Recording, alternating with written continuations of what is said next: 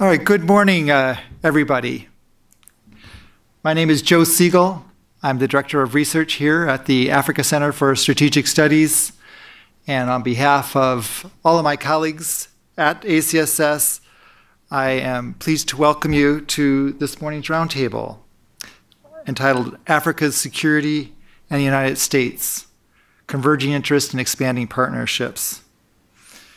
It's great to see the strong turnout at today's session, and I would especially like to welcome those of our guests from the African Diplomatic Corps. As everybody here, I believe, knows, next week, President Obama will be hosting some 45 African heads of state for the first ever U.S. Africa Leaders Summit. One of the topical pillars of the summit will be on peace and security. And in support of that pillar, our session this morning is aiming to do two main things.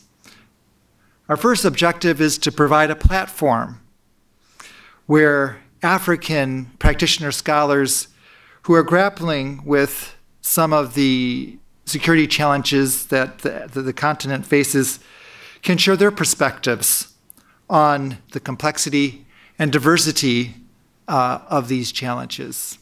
So we're trying to create a forum for African voices to be heard in this broader discussion about peace and security. Drawing on these specific contexts, the second objective of our session this morning is to have a conversation about Africa-U.S. security partnerships. And specifically, we want to hear from an African standpoint just what aspects of these partnerships have been of value. You know, what's been most or least useful, and what are some of the priorities for how these partnerships should evolve moving forward. Now, this discussion is happening at a time of a growing recognition that Africa's security challenges are very much in line with U.S. security interest. It's also happening at a time of a deepening U.S. public interest in Africa in general, and specifically Africa security challenges. We've seen both in traditional media and social media a much greater concentration of interest in all sorts of African topics. And most recently, we can cite any number of examples from the Bring Back Our Girls campaign to the focus on LRA, to the Westgate Mall attacks, to South Sudan, to the interventions in Mali and CAR. So the ideas that we share today will in turn help to inform the discussion at the summit next week on peace and security issues. And in that way, I'm pleased to welcome with us today a number of senior USG officials who are here to listen and absorb some of the messages that our panelists have to share, and with that to help incorporate these ideas into forging a stronger Africa-U.S. security partnership. So what we'll do is have each of our panelists speak for about 15 to 20 minutes, and then we'll open up the session to comments and questions from the audience. So to get us started, I'd like to introduce Commander Loïc Moudouma on my far left. Commander Moudouma is an officer with the Navy of Gabon and serves as the focal point on maritime safety and security issues at the Gabon Ministry of Defense. During the last 6 years, he has been serving as the expert on maritime safety, security, strategy, and force planning with ECCAS, which is the Economic Community of Central African States. Previously, he has designed briefings and led research initiatives in support of senior government leaders in Central and West Africa, most recently at the Heads of State Summit on Maritime Security held in June 2013 in Yaoundé, Cameroon. And it was from that meeting that we saw the Yaoundé Protocol on Maritime Safety and Security for the Gulf of Guinea emerge. This is a threshold agreement that joined the efforts of ECCAS, the Central African Community of States, with ECOWAS, the West African Community of States, for a collective security initiative dealing with maritime security issues in the Gulf of Guinea. So with that, let me turn it over to you, Commander Moudouma. Thank you. Thank you, Joseph. Good morning, everyone. As I've been presented by Joseph, I'm Commander Loïc Moudouma from Gabon. I'm normally French-speaking. It gives me only 15 minutes, and I think it's unfair. It should give me more than the other panelists because I'm French-speaking. So my English will be my Franglish, and you may be struggling in order to listen to my presentation. Thank you. You may realize that talk about the job that has been achieved within 5 years in 15 minutes should be short. I will try to keep it very concise in order to give the time to the audience to ask more questions.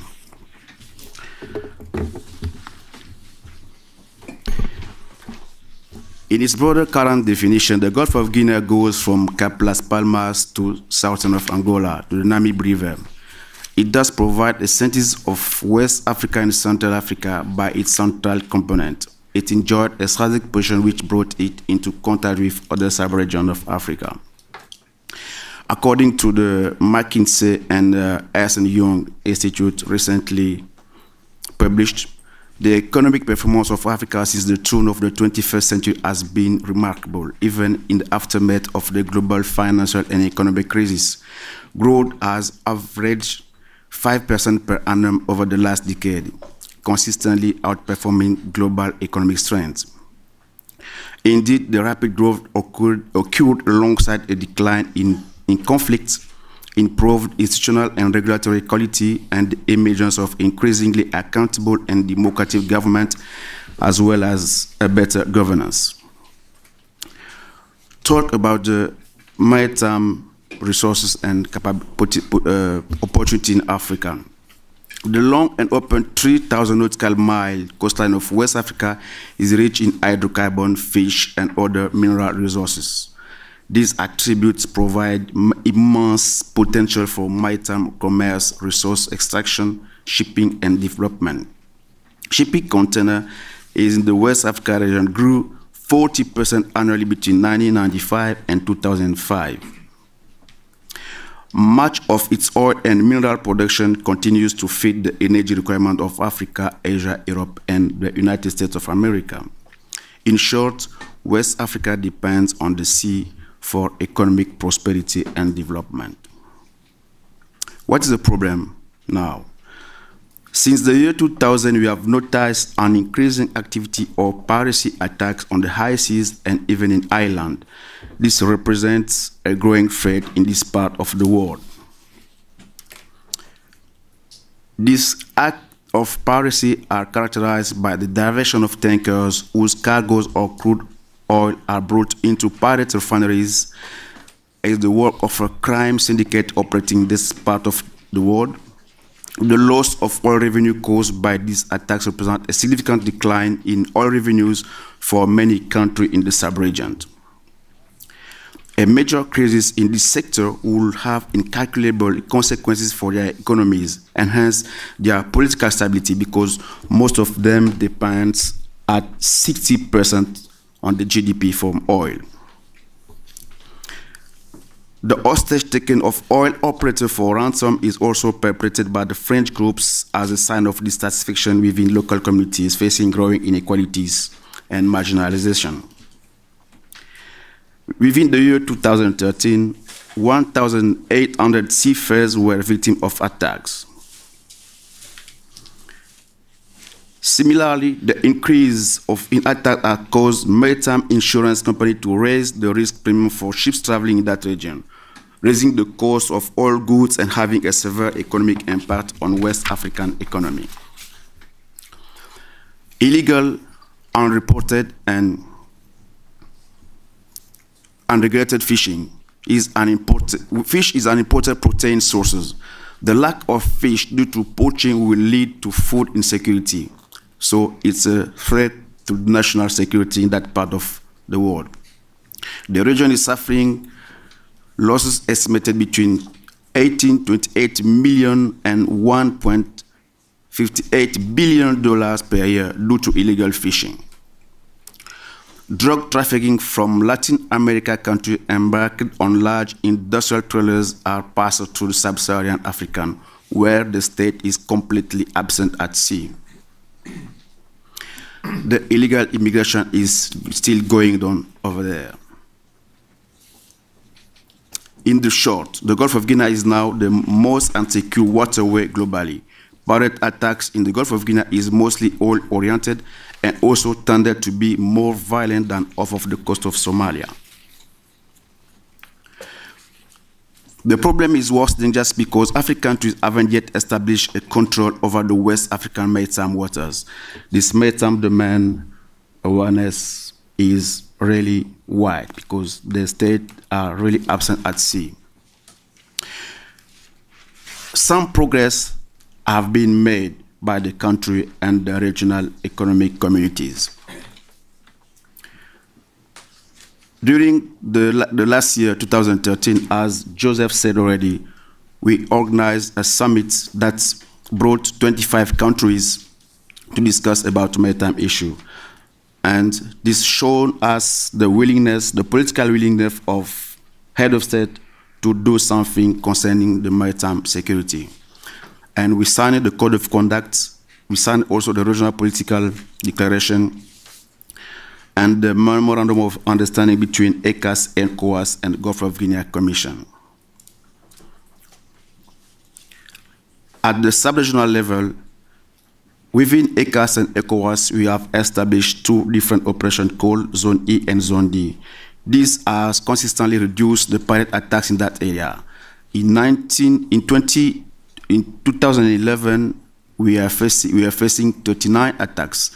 And after the operation were put in place, we reported only 2 attacks in 2012. And this is also the same thing within the Zone E, comprising Nigeria, Togo, and Benin. That was a real success. How the partnership has evolved since the recent year. In 2011, the United States of America helped both community, ECCAS and ECOWAS, to meet in Garmisch and start working together and see whether it can be the work can be done regionally. This is where really the thing started. After Garmisch, both ECCAS and ECOWAS met several times, and this brought us to the summit that was held in Yaoundé. In summary, I can say the U.S. has largely contributed to the summit of the head of state and the government held in June in Cameroon, particularly the team collaboration between AFRICOM and ACSS. And I think this is working very well just because, as we have noticed, the U.S. didn't come with a strategy or a guideline. They came and they took what we had already, and we did common plan. And up to date, we are still working on the scheme that was already primarily established by ECCAS and ECOWAS. In terms of partnership, the U.S. has this African Partnership Station, which call all partners to work together of the overall security of the Gulf of Guinea. This is a very good program, as well as a capability building and cooperation. As an example, it was with the help of the U.S. that Cameroon and Nigeria came and started working together. You all know that they were a little bit reluctant because of the crisis of Piracy.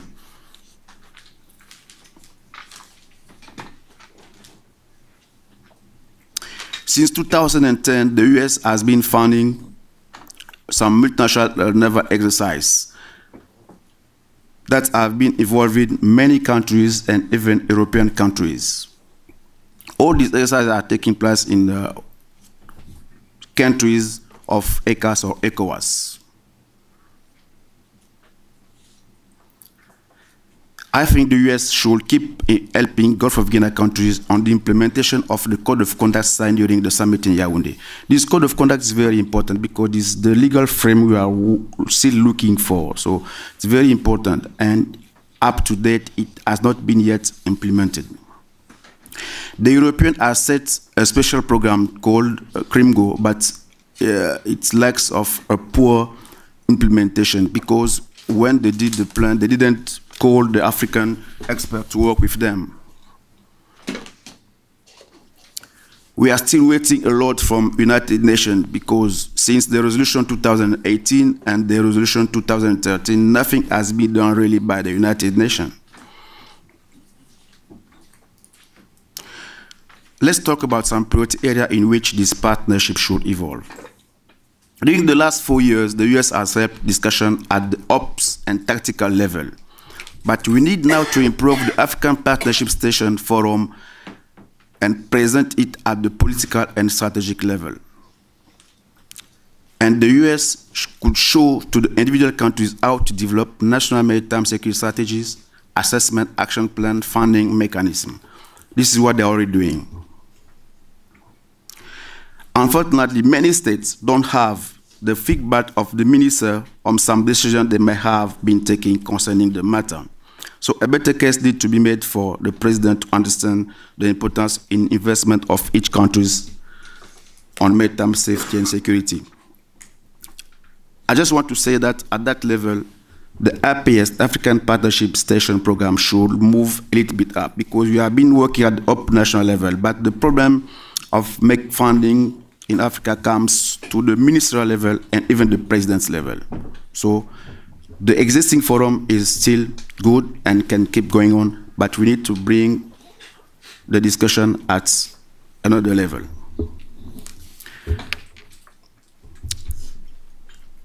It's very important for the US to keep helping these countries on harmonizing action state at sea because many partners, many oil and industrial companies that sometimes they don't know in a single country to which entity discuss, to which entity engage. And also about the maritime insurance, because this is become a very, very big issue in Central Africa and even West Africa. I think the US must help Africa to organize a forum, still at APS level, in order to discuss with IMO and transport company to review the insurance premium, whose company that they are refusing to share the risk. African countries now believe that many cases of piracy could have been instrumentalized for the benefit of maritime security and insurance companies. Because only local countries that are importing goods consumption are paying the price, even where governments are trying to put in place subsidies program on some products.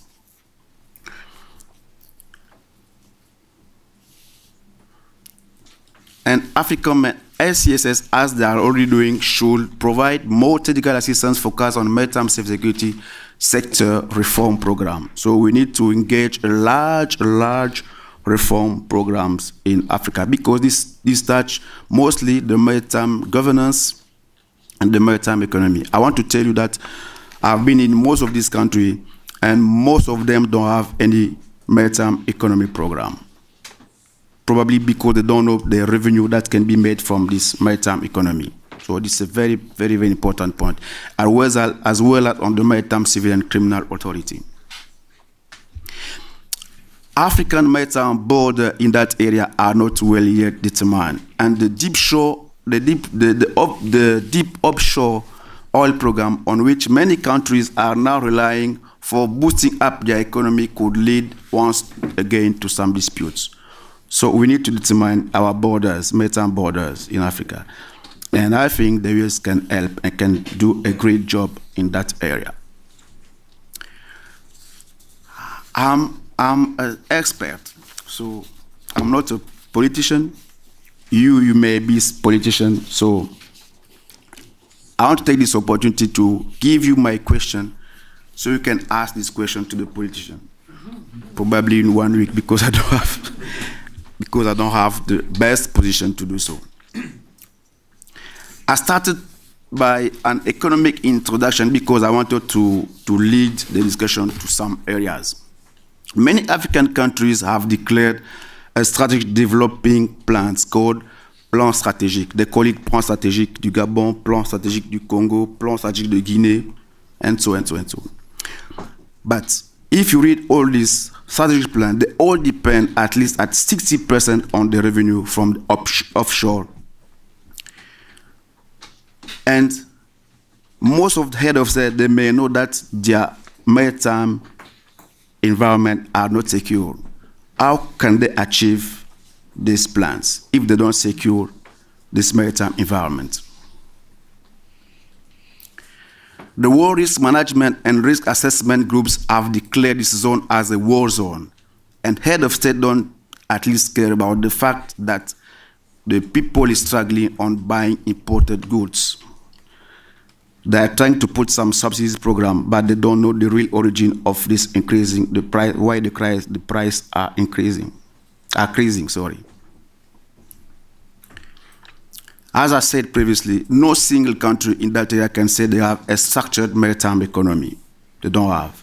You can go to some Ministry of Economy and ask them, show me your economy department. They don't have. The fish are still imported. I mean, the fish in cans are imported. Very good idea should have been to say, as they did, they don't want anymore to export timbers without an added value. I think the CLEEN program can also be done for fish. Because the fish is caught in Africa, it goes in Europe and comes back in cans, and we are still buying our fish in cans. In terms of programs, we have drafted a lot of strategy, ECCAS, ECOWAS, and even single country, but the implementation is still poor. Like the CRESMAC and the CRESMAO. The CRESMAC is the entity that is supposed to organize the maritime safety security in ECCAS, and the CRESMAO is the equivalent in ECOWAS. We have finished to draft the program since 2010, but we are still waiting for the implementation of this program. This means that we are still having a problem of funding mechanism because it's still the fact of the money. When you can just imagine that 12 days of oil production, only 12 days of oil production for these countries is sufficient to buy assets and start doing a very good job. Only 12 days production is enough. So the U.S. or other countries, they have the possibility to talk to the head of states, with minister, and ask them why are they not investing in that area. Because when we have been discussing with some oil industries and some industry, they tell us, if you start investing in your maritime domain, we'll come and we can support you. So you need probably to convince our head of state to do so. In conclusion, this is probably not part of my presentation, but have the opportunity to say that I think African leaders still need a technology transfer at the ministry level. You American, we have been working at the operational level, but I think the solution might not come from there. You need now to work. We need to bring the forum at the upper level. We need now to bring ministries, companies, industrial companies, fisheries issues together to discuss. This is why I said now we need to bring the IPS a little bit upper. Just because even when head of states have taken decision, ministers are still struggling to implement. So that's why I said ACSS and AFRICOM should now put in place educational and communicative program at the strategic level in order to have the things really done. We need a better dialogue hosted by regional economic communities to coordinate effort by all stakeholders, member states, international partners, and industry involved in offshore extractive industry, trade, and local communities that depend on the fish protein. This is what I can say at that time. I know the time is too short and I couldn't explain all what I have to tell you. Probably during the discussion, we can come back in some aspect I might not be developing during my presentation. Thank you very much.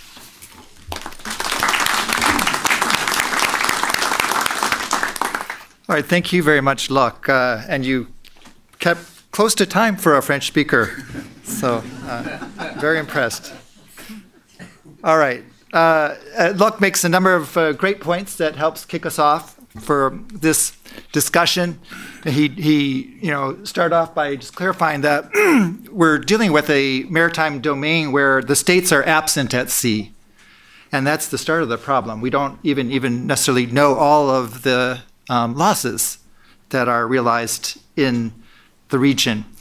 Yet there's been significant progress in recent years, especially with the signing of the recent protocol in Yaoundé. So now at least there's a framework of regional security cooperation that we can build off of. And the real focus, from what I heard Loïc say, is making this more operational, making this more effective as we move forward. He said that the U.S. was helpful in trying to facilitate this cooperation among East and West African, Central and West African states. And part of the reason that U.S. was effective was that it tried to work within an African framework and tried to play a facilitating role. He identified a couple of key priorities moving forward. One was more technical assistance so that there's better analysis about what the real dimensions of the maritime security threat are and how these impact West and Central African economies. He talked about the need for sustained funding mechanisms so that there can be sufficient support to both do the training and manage the assets that are going to be required to manage this maritime domain.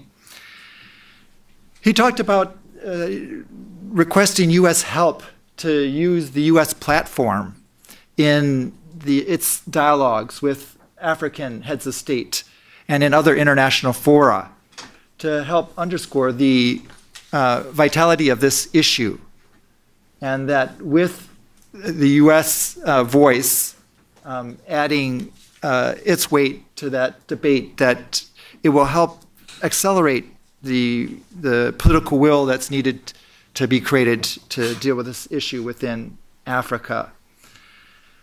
And likewise, that with U.S. providing a partnership that West and Central African countries can have more leverage in negotiating with insurance companies and others who are, it sounds like, setting broad-based premiums over an entire region without recognizing the great variance in security across the 25 countries who we're talking about sharing a border across the Gulf of Guinea. So thank you, Loïc, and I think we will get lots of comments and questions on those issues. I'm going to turn now to Lansana Gaberi, and he is the co-author of a just released report put out by the West African Commission on Drugs called Not Just in Transit, Drugs, the State and Society in West Africa, which was led by Kofi Annan. Lan served as a lead coordinator and researcher with the Commission from 2012 to 2014, offering several very powerful background papers examining the impacts of drug trafficking on security and governance in West Africa.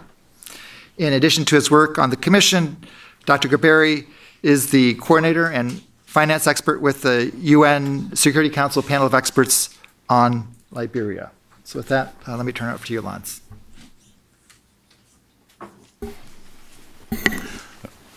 Thank you very much, Joseph.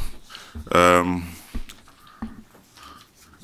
am here today. I'll be presenting just very briefly some of the findings of this report by the West Africa Commission on Drugs.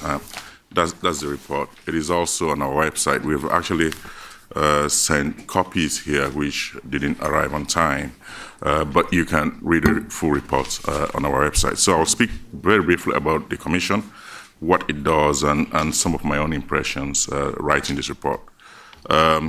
Because this is a very diverse commission with commissioners from most of the countries in West Africa. It was called into place by Kofi Annan, and it is chaired by the former Nigerian president, Obasanjo. And in writing the report, as you know, in these kinds of report, you probably don't include up to maybe 70% of what you have for various reasons, because the report has to be sold to governments in the region as well as regional partners. But some of the key findings of this report is that drug trafficking, which is actually it's not so new, but the dimension it has taken since at least 2005 has been quite new and quite devastating in many ways, very disturbing to West Africa. In the last UN Security Council debate on transnational crime, the Secretary General said drugs in transit through West Africa, cocaine, they are worth about $1.25 billion. That's more than the annual national budgets of Liberia and Sierra Leone and a number of other West African countries. So it is actually very huge. And now the drugs that are of interest are not the more traditional drugs like cannabis, which is very widely produced in West Africa and consumed there as well. In fact, West Africa is a leading consumer of marijuana, of cannabis. The drugs of interest are cocaine and heroin and near-amphetamine products. Now, there are now labs in a number of African countries, Nigeria, maybe Cote d'Ivoire, as well as Guinea and other places, producing some of these amphetamine products and exporting them elsewhere in the region and Asia as well. And that's a huge concern. Heroin is trafficked from Asia through West Africa and then on to Europe and North America, particularly the U.S. Cocaine is not produced in West Africa. It's produced mainly in South America, and West Africa is a transit point for it.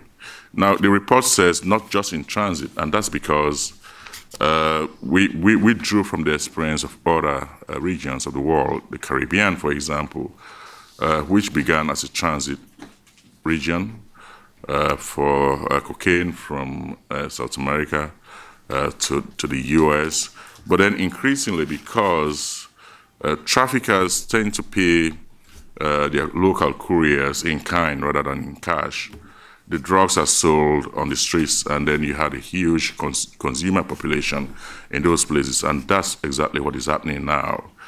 Because of the availability of these drugs, in West Africa, there is a rise in consumer base for them as well. And that poses its own very huge problems, including all sorts of health issues. The Commission stressed in particular treatment. And one of the recommendations is that do not criminalize drug possession, at least in small quantities for consumption. Not just, I mean, there was a lot of anxiety about that among some commissioners who didn't simply want to talk about any decriminalization of any sort. But a compromise was reached to say, well, I mean, small possession cannot be that dangerous. What the real problem to focus on are the big-time traffickers who bring drugs worth millions of dollars through these countries, and in order to be able to do so, to then further transship those drugs, they have they compromise maybe the political system, certain leading politicians, certainly the security system and the judicial system, and of course the banking sector as well. So the problem then becomes extremely pernicious because it undermines governance and security in some of those very vulnerable countries. And we've seen that the most extreme case, of course, is Guinea-Bissau, but other West African countries are just as vulnerable. The commissioners traveled to some of the key countries, to Guinea-Bissau, to Senegal, to Mali, where there was a lot of concern that traffickers may actually be working in league with some terror networks in parts of Mali. But that we decided to not to overemphasize that point, in part because some of the terror networks, for them, drugs are purely incidental to what they do. But they do facilitate transshipment, and that's a real security concern. I mean, some of the key concerns from the evidence that we were able to gather has to do with the involvement of governments. Now, and that creates its own problem because in some other parts of the world where we have stronger governments, even in producer places like South America, what happens is that you have anti-government forces or non-state actors, very strong non-state actors who are involved in the trafficking because they compromise maybe certain judges, certain police officers, but they are essentially people who are not the state.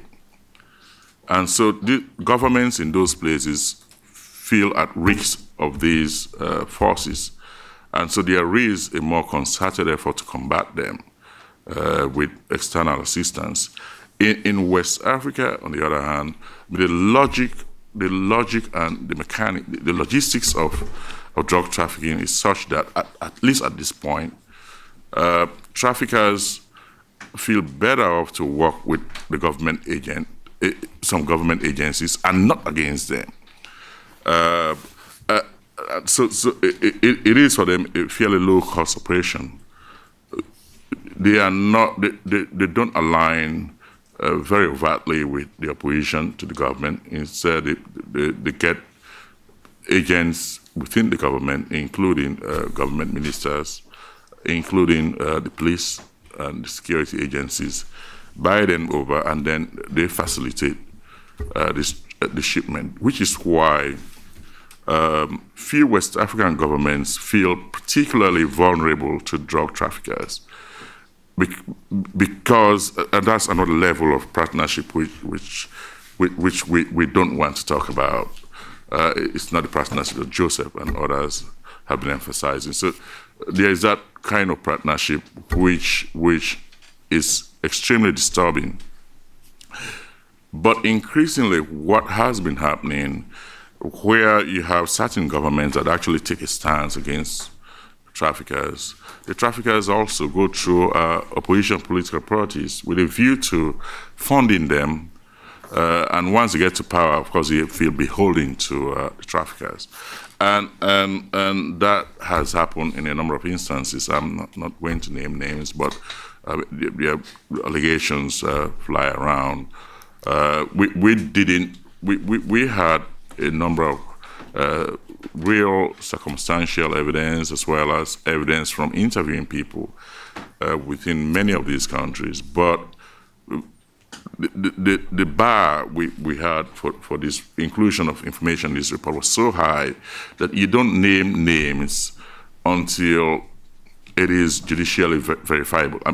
You don't call an official's name to have been involved in trafficking until, or except when it has been judicially proven that this so and so official have been involved, which is almost impossible, an impossible bar in fact, because there have been very few successful cases of prosecution for drug trafficking in West African countries. Some of the most dramatic, I know of really one or two significant trials of drug traffickers that were conclusive. The one in Sierra Leone in 2008, 2009, and that only was successful because of the very close interest that the United States and the UK got into that issue. They provided investigative forensic experts and immense diplomatic pressure on the government to make sure that the case was concluded fairly. I mean, there were people who were arrested, some South American dealers who were arrested in that trafficking of cocaine worth hundreds of millions of dollars, more than the budget of Sierra Leone. A plane landed in Freetown, that's the background, in Freetown in 2008, bearing a Red Cross insignia. It landed and without the approval of airport authorities. It was impounded, and then this cocaine and some small arms were found on board the plane, and it was seized. The information I got was that information about the cocaine plane was passed on to the authorities by American agents. And in the course of the investigation, it was found that the then Minister of Transport and Aviation was involved in that cocaine plane landing. He was suspended and later on sacked, but then subsequently still made advisor to the government, a very senior figure. So, but what, because of the huge interest in that trial, the case, the judgment laid out very meticulously and in such detail some of the mechanics of the operations of drug traffickers, to the extent that it is a very valuable resource for people who want to tackle that problem. I mean, the traffickers will come and set up companies and local NGOs, non-governmental organizations, very fake companies, including mining companies, but that's not their real business. And then they buy into agents within the government, including police, including politicians, pay them money. I mean, these are very poor places, and the traffickers have loads of cash, which they can bribe almost anyone. And that's how they infiltrate systems, and then later on they have a base through which they traffic.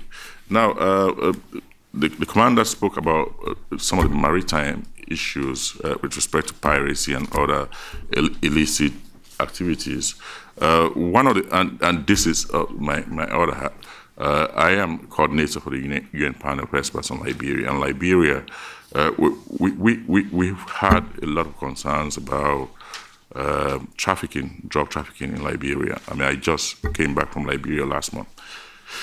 And we have been getting persistent reports, both from UN ODC, drug agency, and our own sources, that there is a lot of drug trafficking through the free port of Liberia, through containers, maritime shipping.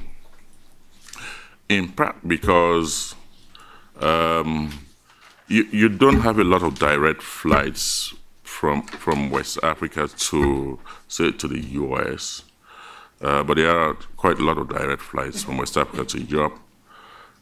Most of the drugs from West Africa are going to Europe, but at the moment you have major U.S. carriers now having direct flights to certain West African cities, but that's easier to monitor than the ports, where I mean there is absolutely in a place like Liberia there is no transparency. The port has its own place, and it doesn't allow other external people to have oversight of the activities. So there is a lot of concern about maritime shipping with respect to drug trafficking. I mean, the amount of money is so huge that almost everyone can be compromised.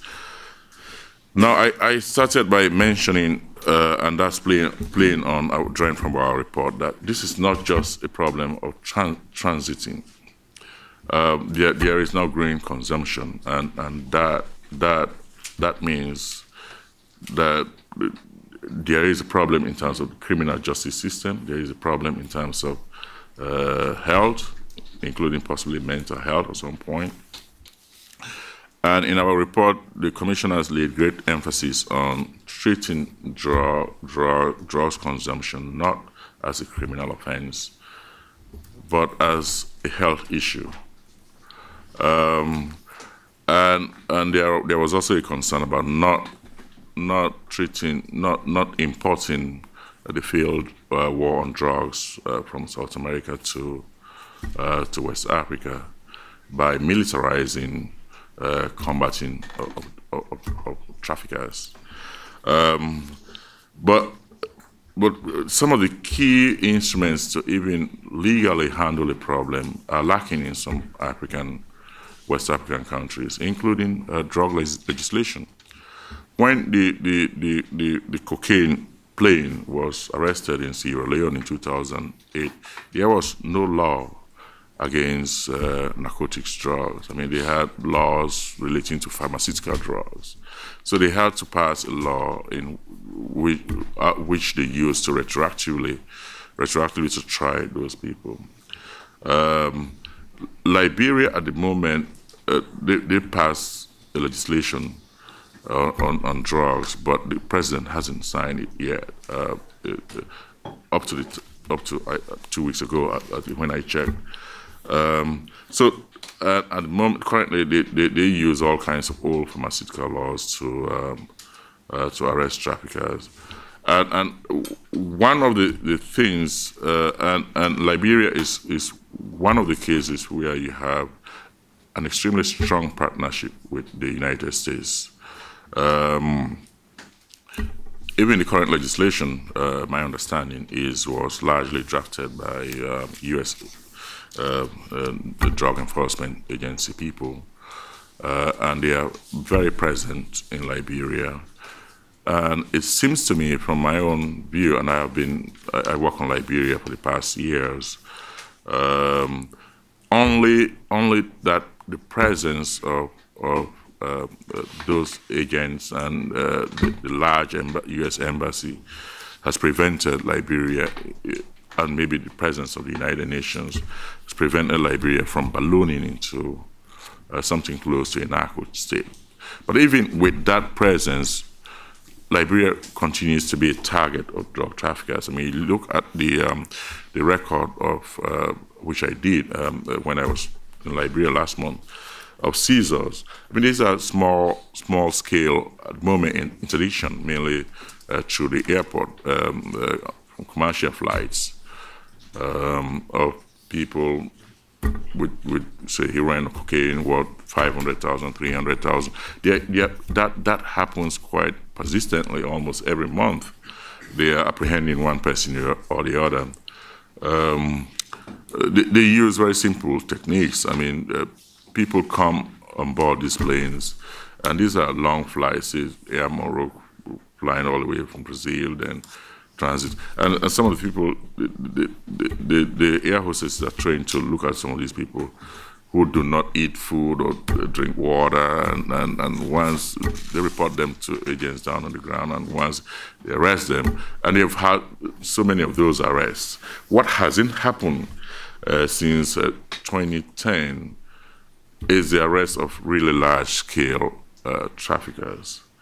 There was that dramatic arrest of people who tried to bribe the national security agent $400,000 in order to be able to ship millions of dollars worth of cocaine from Liberia to the U.S. U.S. drug enforcement agent collaborated closely with the government of Liberia to arrest those people, and they were flown immediately to the U.S., to New York, to be tried. I think at the moment they are standing trial. Very close cooperation. Last year, while I was in Monrovia, there was actually an attempt to assassinate the local collaborator for the U.S. DEA, as well as U.S. DEA officer in Monrovia, and that again was spoiled while I was here. So there's that level of cooperation. But other in terms of trafficking, partnership is a key word. Partnership between not just the producer countries in terms of cocaine, which is South America, but the transit countries, West Africa, as well as the main consumer places, certainly North America and Europe. And this report did emphasize that, there will be partnership on a subtle level, try and reduce drug demand in main consumer countries. But we know that hasn't worked for many, many years. The other area of real assistance could be in terms of providing forensic assistance, investigation, building the judicial system, maybe support for political parties, because here's the thing, in West Africa, most political parties are small-scale affairs. Some of them are owned by the leaders or presidential candidates, and they get funding from friends, relatives, and a network of people. They are really poor. And most of them, sources of funding are not transparent. Some countries like Liberia will say, you have to declare sources of funding or how much you have, your assets. But there is no oversight. There is hardly any enforcement mechanism. There is no cap on campaign financing. And governments do not provide matching funds in many cases for political parties. And so these parties have various, sometimes dubious sources of funding. And drug money is one important source of funding. I mean, that was very much relevant in even relatively strong democracies like Ghana 2 years ago during the past elections, Sierra Leone, to an extent probably Liberia, certainly Nigeria. But in Nigeria's case, currently it probably provides a lot of the traffickers, but the economy is big enough, it relies on oil to make drug money largely marginal to the extent it is more or less a criminal thing. It hasn't, in my judgment, infiltrated to the highest levels of government. So because oil is by far a more significant player. But in other poorer West African countries, drug money could be a really significant source of funding for politicians, for lots of enforcement agents in many of those places, and that is very dangerous. It hasn't, as I said, it hasn't dawned on most of the West African leaders that this is a dangerous trend. But in some places, we have already seen the effect in terms of political instability in Guinea-Bissau, and Guinea-Conakry is now extremely vulnerable as well. So the nations that have had a long history combating the drug problem can be of huge assistance in terms of bringing their reserve of experience and tools to assist some of these governments, but as well as diplomatic pressure on the leaders of these countries to acknowledge the problem, that this is a problem and that has to be tackled.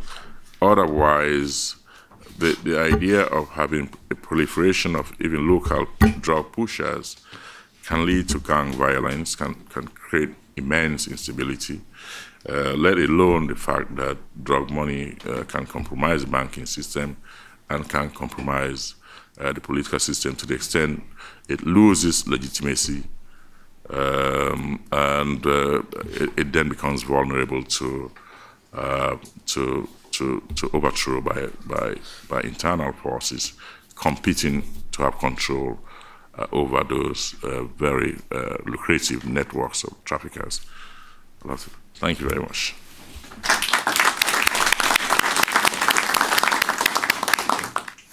Thank you very much, Lanza. That was very illuminating and sobering. I wanted to highlight a couple of points you make for our broader discussion. You talked about sort of the perniciousness of the growing co-optation we're seeing, not just of the political infrastructure or security infrastructure, but of the financial systems in many West African countries. And, highlighting the fact that the weakest states are, not surprisingly most vulnerable. But you go beyond that to say that there's actually a willingness, there's a alignment.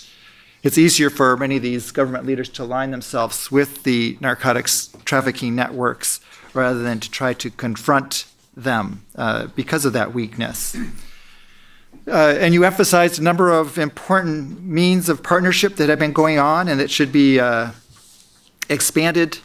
Interestingly, you didn't focus on the traditional sort of military interdiction efforts, but you focused on the prosecution capacity, and that it's through the support of the United States, Britain, and others that they have been able to assist West African countries with the forensic evidence, the diplomatic pressure, helping to create the legal framework from which prosecutions could be made. And it is through the construction of those cases that we've actually learned far more about how these networks work than anything else that has happened. And so what I hear you saying is if that effort can be expanded, it would go far in trying to untangle these processes. You also highlighted the real worry of the political process, the democratic political process in West Africa being co-opted, that in these states where political institutions are weak, where there's limited resources, there's a high vulnerability to being funded, and so we are left with the paradox that a legitimating event of an election actually becomes an easy mechanism for co-option for these illicit actors. And then finally, what I heard you talk about was we need to, or that there would be value in partnership in terms of trying to bring forth the lessons learned from drug trafficking in other parts of the world and how these apply to West Africa so that there can be acceleration of learning. There can be greater diplomatic pressure and emphasis on developing political will to deal with this problem, recognizing that it's an interagency issue, that it isn't necessarily something that's going to be dealt with by militarizing the problem. So thank you very much. And again, we'll come back to that in the broader discussion. For our final panelist, we have Kemi Okenyodo, who is the Executive Director of the CLEEN Foundation in Nigeria. The CLEEN Foundation is a non-government organization that aims to promote public safety, security, and justice through empirical research, legislative advocacy, and partnership with government and civil society organizations across West Africa. They've developed a very accomplished reputation for doing some seminal work on police reform in Nigeria, which has led to a broader dialogue and training and reforms within the police departments in West Africa and in Nigeria in particular. She is also a regional representative of ALTAS, which is an alliance of 6 organizations across 5 continents working together from a multicultural perspective to create a larger role for civil society in advancing justice. So with that, Kemi, please take it over. Good morning. First, I know most of us know Nigeria, and we're familiar with the fact that we're referred to as the giant of Africa. So I first try to introduce to you the beautiful country called Nigeria, the giant of Africa. Why are we known as the giant of Africa? First, if we look at our population, presently we're about 174 million within the country. It's the most populous African nation. It's the 7th most populous in the world. In 2014, our economy, GDP, was worth about $500 billion. And that made us the 26th largest economy. By 2050, we're hoping to be among the world's 20 economies. And so with all this, you ask, then what should be the problem of such a country? I'll identify 4 critical problems that we have within the country. First is poverty. The level of poverty in the country, even though it has reduced, presently it's about 33.1%. And we have a country that is that has, when you have about 33.1% of your people living below the poverty line, we've tried to define poverty line for ourselves in the country. NOI polls has said, when we're talking poverty in Nigeria, we're saying number of people that live below $2 and not the initially agreed $1. Poverty has created, even though it spreads across the country, no part of the country is isolated. But you find that it has deeply entrenched the division between the North and the South. And it's also created divisions of haves and have-nots. It's also entrenched regional differences within the country. So we have a country that has over 500 ethnic groups, I believe, and which means about 500 different languages. And even though we have a common challenge, we do not see it as a common challenge. It has rather raised the differences between us. There have been attempts at poverty eradication by different governments in the country. So we've had different policies trying to speak to this issue, but none of them have really been too successful. Then, closely related to that is unemployment. Employment and a decent work are critical to social integration and development for a country like Nigeria. When you empower individuals and families to work their way out of poverty by creating a social environment that supports the provision of jobs and equal opportunities for all, you probably would see a situation whereby we're trying to address some of the issues that we have within the country.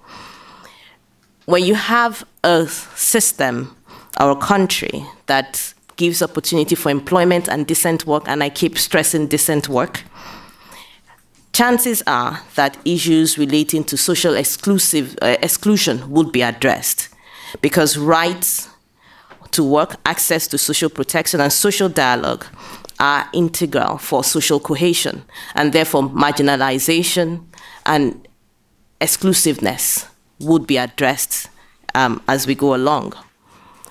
Critical to this are issues related to vocational training, entrepreneurship, people having the opportunity to create economic wealth and job creation are closely linked to this.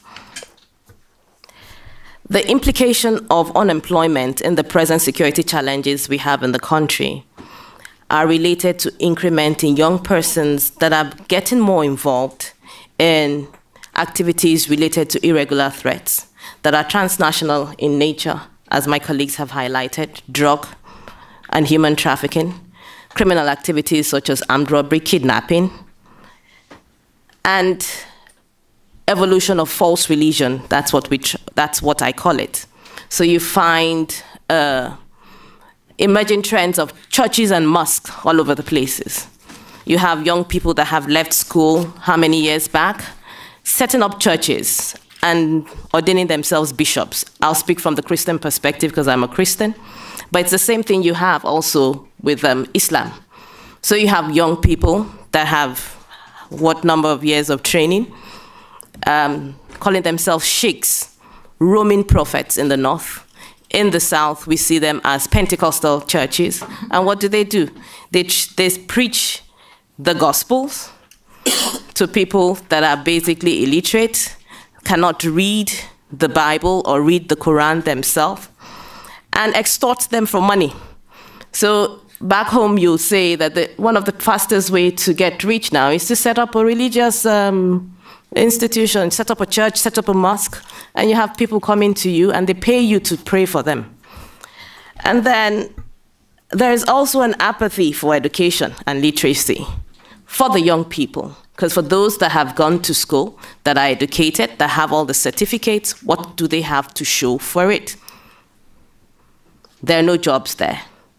There are no decent ways of livelihood. Then we look at poor governance. Poor governance is, I think, when we talk about the connection between democratization, good governance, and development, we've agreed that there is a confluence, there's a nexus between these three concepts. And that the process of transition to a stable democracy could be a harbinger for development with good governance as the link in the chain. Good governance should be institutionalized through accountability and transparency. Neither democracy nor development can take root and last without institutionalizing accountability and transparency. This is an area that we still struggle with within the country. There are some of the issues that I've identified are products of bad governance or poor governance within the country. We still struggle with a system of transparency and accountability of systems at all levels of government, federal, state, and local, where the local exists. And you find this pervades all the sectors of the economy and of the system. Secondly, we have a system, due to poor governance, you have a system that is evolving, that is looking more at criminalization of politics and politicization of corruption.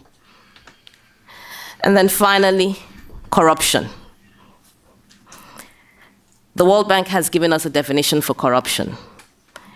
And it's said to be of the abuse of public office for private gain. The Section 2 of our Independent Corrupt Practices and Other Related Offenses Commission Act 2000 defines corruption to include bribery, fraud, and other related offenses. The effect of corruption within the country cannot be overemphasized or it cannot be stressed. Some of the issues I've identified are clearly related to corruption issues within the country. But then you ask, one of the questions we keep asking ourselves, as my colleague said, is that maybe we try to ask the politicians, what exactly is the problem? Because if you look just at the allocation of resources within the country, although they say it's not evenly spread, what is available is still not even accounted for. The federal redistributive formula for resources was revised in 1999, and it altered the balance of power between the federal and the state government. Under the current formula, we have state governments are in control of budgets that are often much larger than those of some West African countries. Currently, 13% of all oil revenues goes to the oil-producing states according to the derivative principle. And the remaining revenues, the federal government receives 53%, the state government receives 27%, and the local government receives 20%.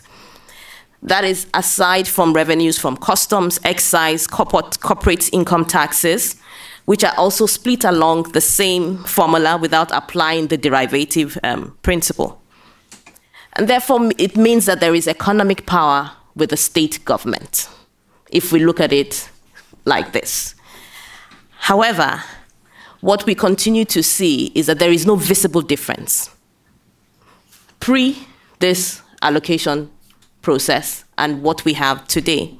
And this is more obvious in certain parts of the country than other parts of the country. And permit me to use the North as an example. So even if we say that the allocation of resources are not evenly spread, there is resources spread across the country, and that the northern part of the country is receiving more than it used to receive before 99. And the question we ask is, what are they using these resources for? Across the country, north to the south, local government does not exist, and I stand to be corrected. Because hardly do you find state governments willing to organize local government elections.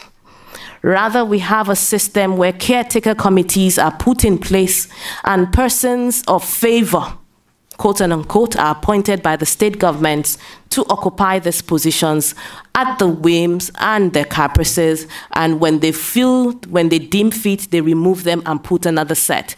I think there's a there's a court judgment in respect of this. The caretaker committees are illegal. And because they're illegal, they keep them for just about 6 months. So they keep recycling different people so that it's not seen that they are going against the court orders. What we would say, and the position for us in CLEEN has been, when we look at security sector reform and we look at professionalism of the security sector and governance issues, it's the chicken and egg thing. So we want the security sector to be isolated from the main society in which they live, in which that produces the people that work within this institution, that set up these institutions. I don't think it's possible. The security sector is also plagued with some of these challenges.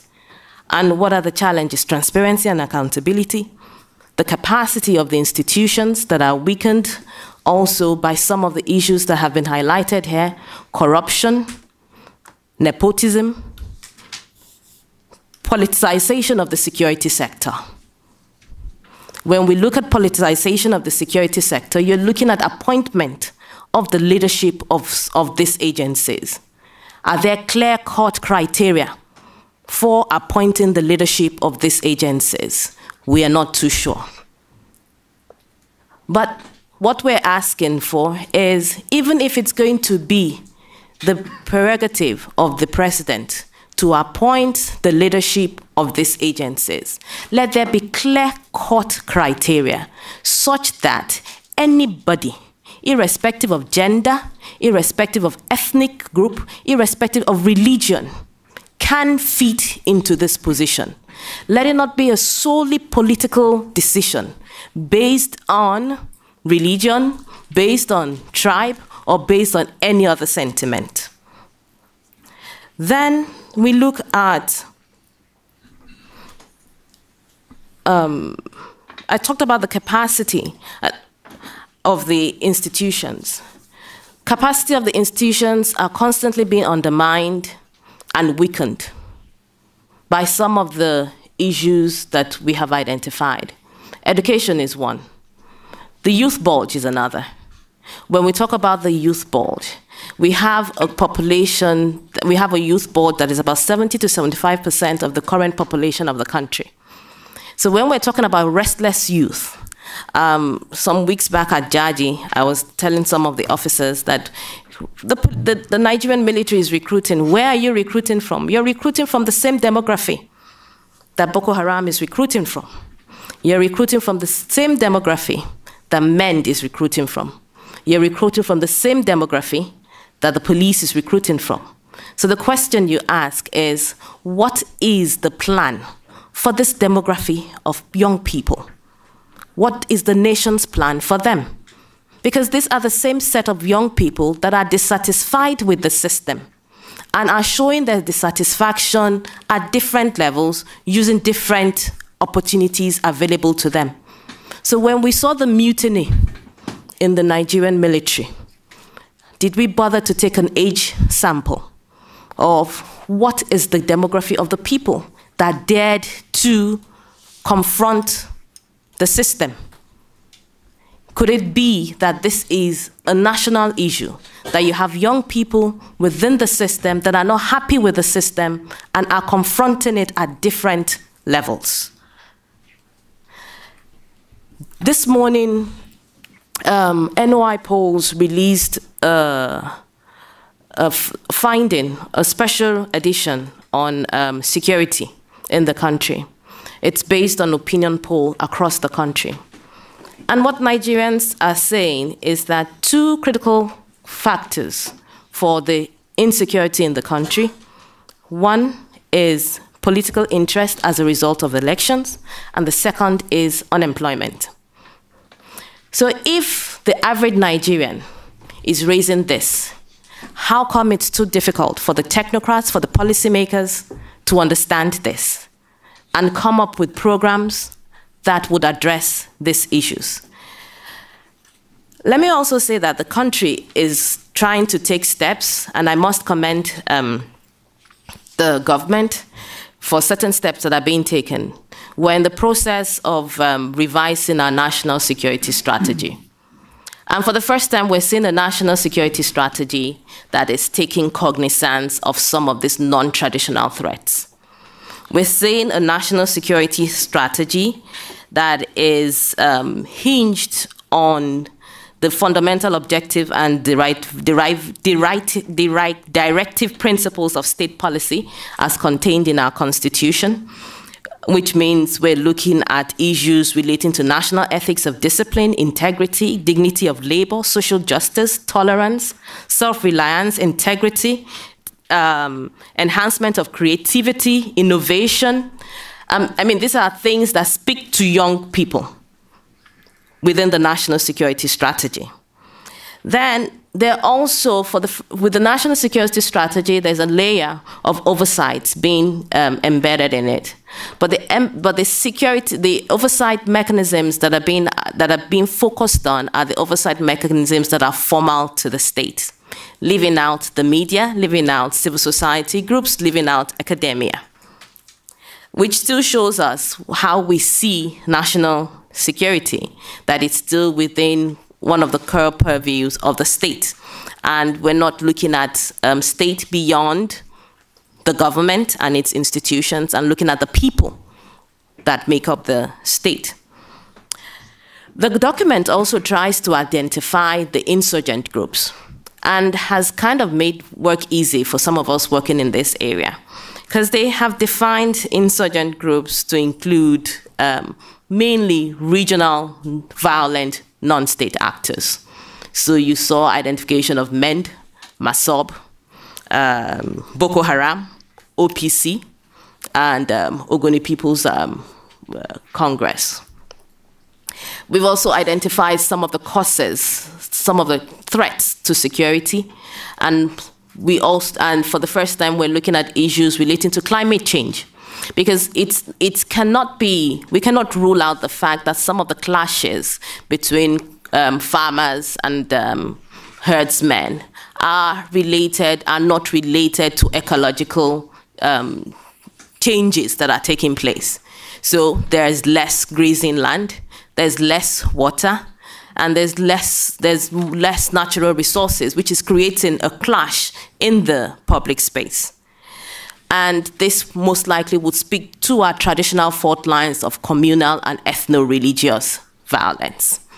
You see some faces of some violence within the country. When it's in the north, it is seen as religious. When it comes down south, the same set of people, the same set of issues, it's seen as headsman, pastoralist conflict. So there's a need, I think, for the first time we're trying to identify, we're trying to understand the context in which some of our conflicts take place and trying to determine a strategy to address this. Poverty is also one of the key issues that was identified in our national security strategy. And for us in CLEEN, for poverty to be on the table, it means that we're ready to start discussing activities of non-state actors. Because we need to understand why we have proliferation of non-state actors within the system. And there are three theories. One says that it's due to the fact that the government has not been able to fulfill its responsibility. So there's a gap.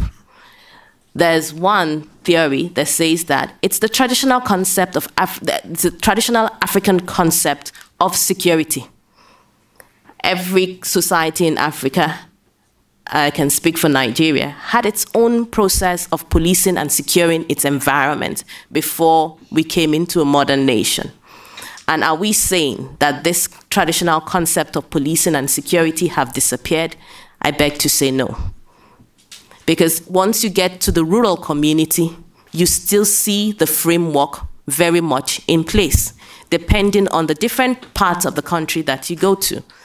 And then there's another theory that says that it is a way of poor people policing themselves because the resources for formal policing does not address the issues of poor people. So you see the face of non-state actors also very clearly in inner cities, in urban poor areas. For us in CLEEN, we talk about hybridization of security, the formal with the informal, for it to be effective. And I believe that's one of the things that the new national security strategy is trying to put on the table. Then we talk about the porosity of our borders. When we talk about the porosity of our borders, we quickly forget that we're signatory to the ECCAS Protocol on Free Movement of Persons and Goods, which looks at the artificiality of the border, and it's on the basis of this that ECCAS was put in place. But the system is changing. The world is becoming more dynamic. There are issues of internal conflicts. There are issues of securitization of borders. So as nation states try to protect their people within their borders, what is the effect of this on the ECCAS free movement of persons and goods and the vision for a region that shares resources and shares values? Then when we talk about the borders, quickly we ask, which borders are we talking about? The land border, the maritime border, or the air border, or the airspace? Because whichever one we are focusing on, we are looking at different groups of people. If we're looking at the land border, we're looking at the average ECCAS citizen that is moving back and forth, possibly for trade, that has family across the border that speak the same language, speak the same system. Or if we're looking at the maritime, it's more technical. If we look at the airspace, then it's people like you and I that have opportunity and have the resources to go to fly. Not the average person that doesn't have enough resources to even take a full transport fare, land transport fare, would probably have to walk some miles and then take a bus or a donkey or something, you know, compared to the person buying an air ticket. These are areas that we feel should be further interrogated. And this is where the support comes into it. Over the years, we've had support from different countries, different agencies. And one of the key areas that come across for us, for me as a civil society person, is the need for evidence-based research that would inform policies. and would assist in monitoring implementation of policies. For us, I can talk for my organization. We've enjoyed support from the U.S. government. With UCIP last year, we were able to do an exploratory study on why young people joined Boko Haram. And I'll tell you that when we first released that report in country, we had the media, we had security agencies, we had civil society groups there. And they went away and they were all happy. But they didn't report it. Even though some of the representatives of the security agencies patted us on the back and said, oh, you've dared to say what other people didn't want to say. But when UCIP started releasing it and started using the same document for engagement from DC, then we saw the effect. Then we saw, I think there was a meeting with the northern governors, and they were surprised that they said they didn't have the report. And when my colleagues got to me, I said they should go to the governors forum because they requested for copies for each governor. So if the governors forum didn't give it to them, but we produced extra copies to give to them, you know. You see a system whereby evidence-based research gives an opportunity for targeted awareness and sensitization, which is also a place where the state government has done very good work. So with USAID on ground, there are different programs looking at sensitization, awareness raising, focused on critical stakeholders. You're looking at the young people, you're looking at women, you know, you're looking at the use of social media, because you're looking at the vehicle that would address, that would get to the critical audience that you need to get to, that you need to communicate with. We're looking at the use of radio for the northern people, for the north. The average northerner does not wakes up and makes sure he or she listens to Voice of America, Hausa, BBC, Hausa, FRCN, before they start whatever they want to do for the day. So you find a group of people that are very politically aware. Nigerians are politically aware. You know, accountability is getting stronger because citizens' engagement is getting stronger. And you see that also in different programs. Some programs I can say we're running in-house with, in collaboration with Partners for Democratic Change, using the Freedom of Information Act as a tool for citizens' engagement with security agencies on issues relating to accountability within security agencies. So we're looking at the NDLEA, which deals with drug. We're looking at NAPTIP, which deals with trafficking in persons. We're looking at EFCC, that deals with money laundering. And we're looking at ICPC, that deals with corrupt practices. Why am I highlighting this? If we agree that the initial introduction that Nigeria is the giant of Africa, then we would agree automatically that certain good things that take place within the borders of Nigeria would have an influence with other countries within the sub-region and possibly the continent at large. Strategic roundtable discussions like such as being organized by the African Center. African Center does very good work in convening people. So you have thematic issues being discussed across different practitioners from the formal and informal. One thing I think I should stress is because of the demographic change that is taking place, that should not be overlooked. So there should be conscious efforts of dealing with middle cadre officers that are emerging, that would be the leaders in the nearest future.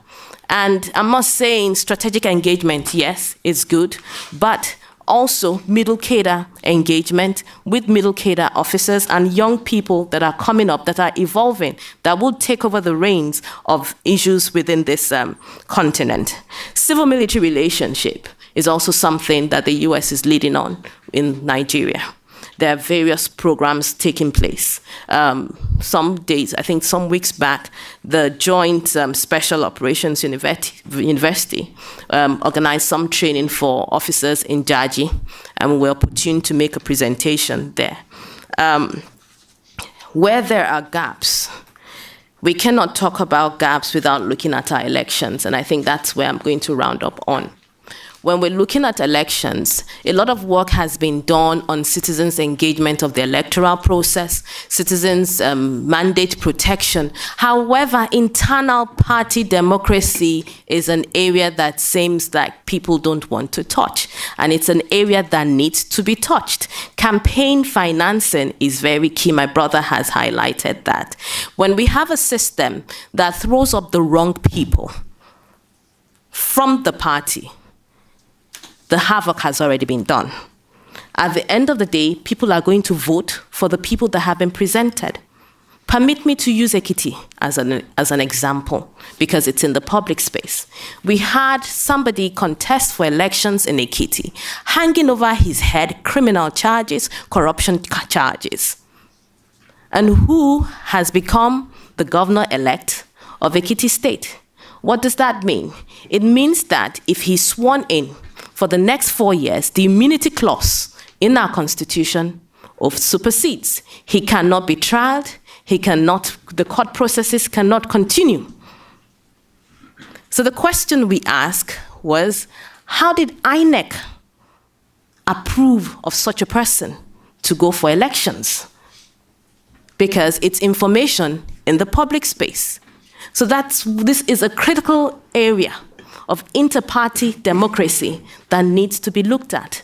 Then we talk about manifestos between the ruling party and the opposition. I'm not sure there's really a big difference, because we don't have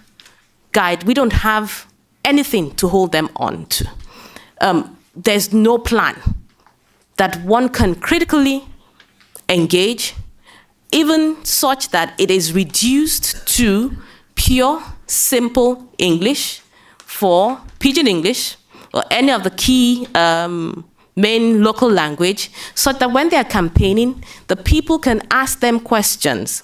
How do you plan to do this? Now should I say, the sexiest thing to put on the table now is fighting of curbing Boko Haram. But Boko Haram does not exist in isolation. Boko Haram exists as a result of issues of poor governance that we see a face of it across the country. So it's the Northeast today. Tomorrow it can be the Southeast, and it can also be the South-South. It can be the Southwest. These are areas that we feel that the U.S. government can do more. You know, we can do more in issues of internal party democracy, do more in the issues of evidence-based research, convening thematic roundtable that brings people together, and also providing a platform for dissemination of some good works that have taken place in the country. Thank you.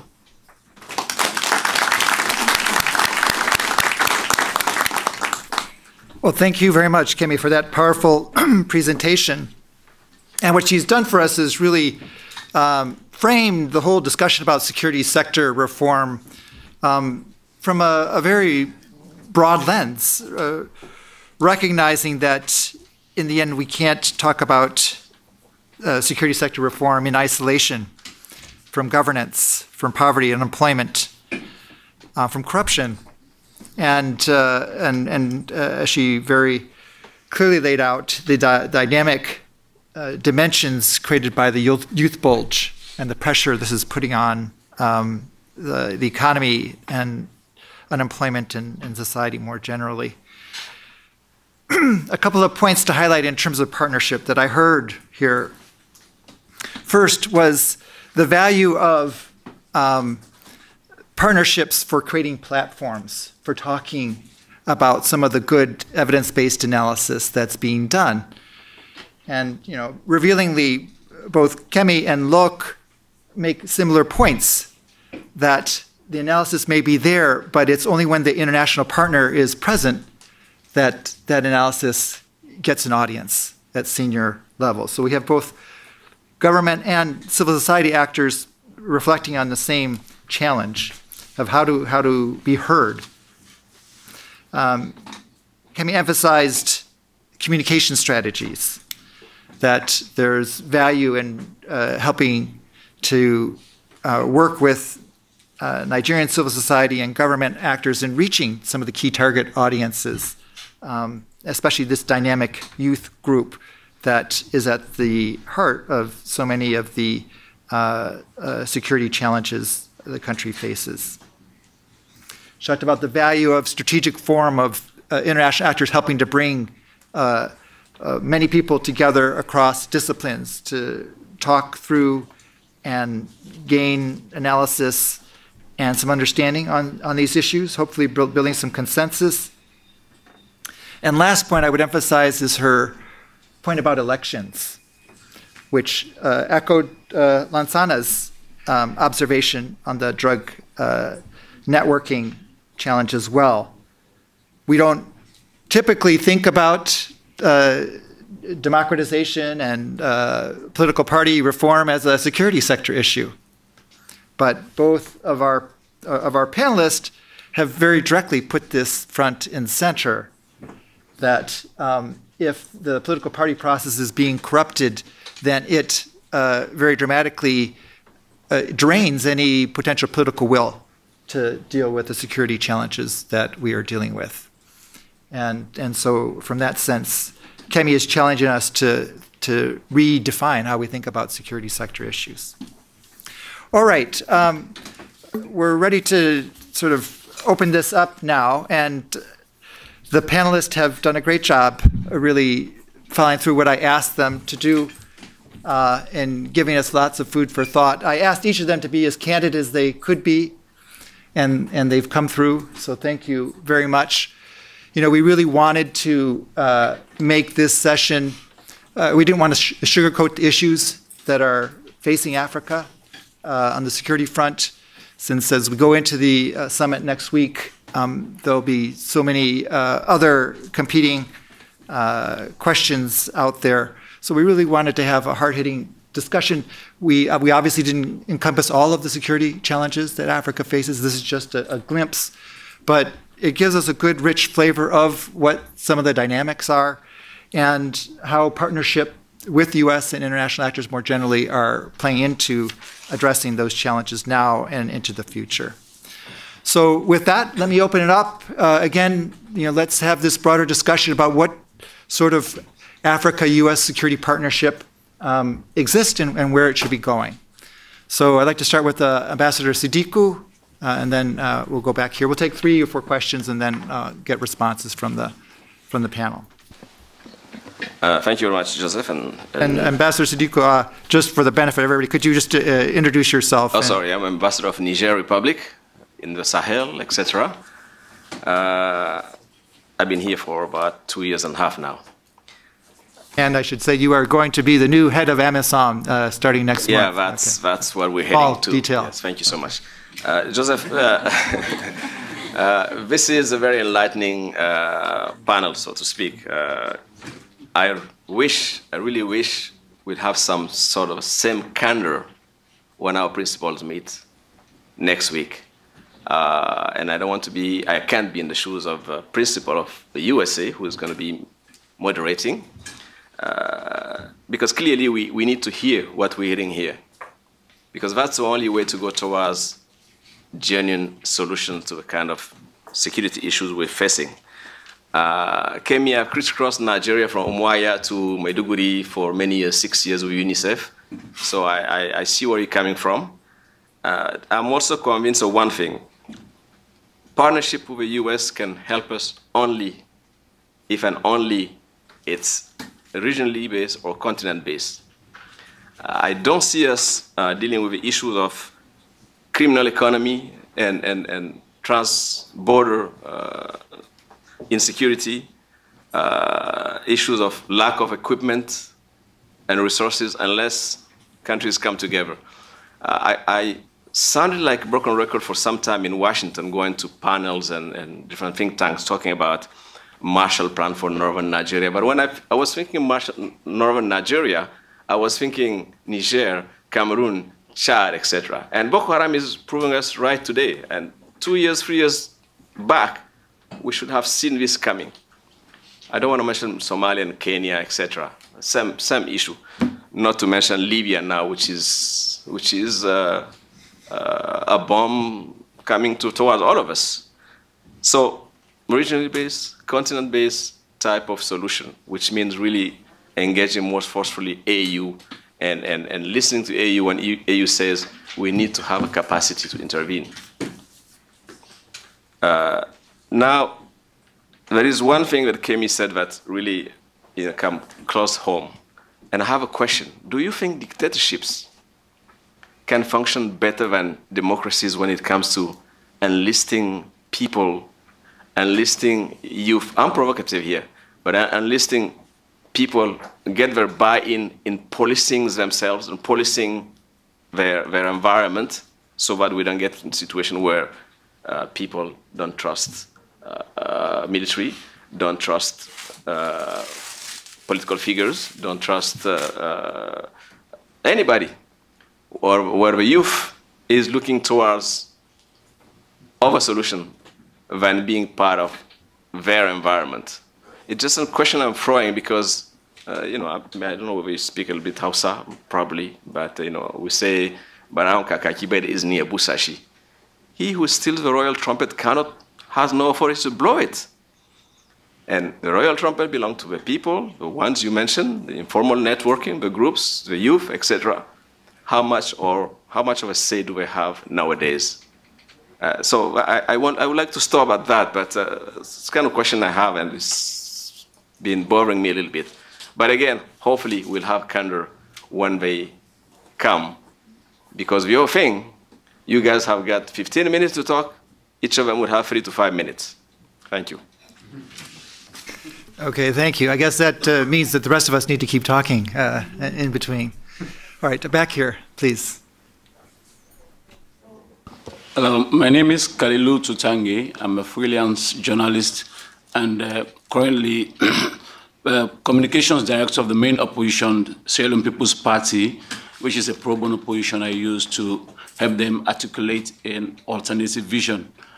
I want to thank the panelists for broadening my horizon on some of these issues that we deal with on a daily basis.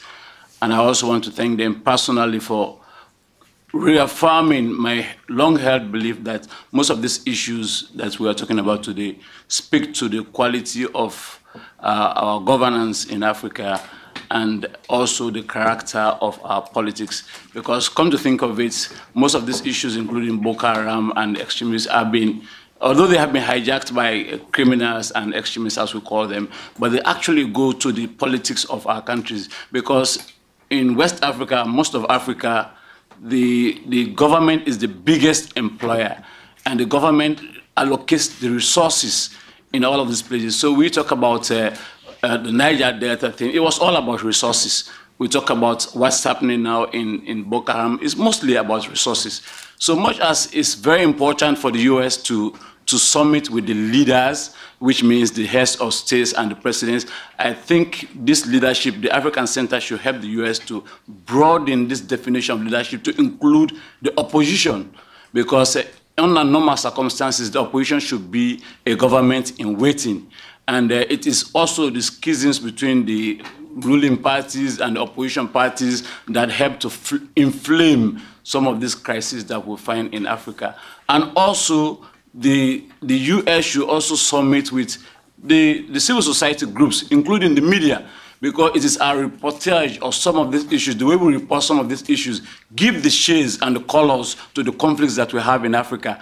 So that's by way of a comment. But for a question, my friend Dr. Berry was speaking about the issue of drugs, drug trafficking and drug consumption in Africa. In our country, we have the issue of, we call it, the youth unemployment. They say it's a security threat. How much of a security threat do you see this issue of drugs and youth unemployment in all of West Africa?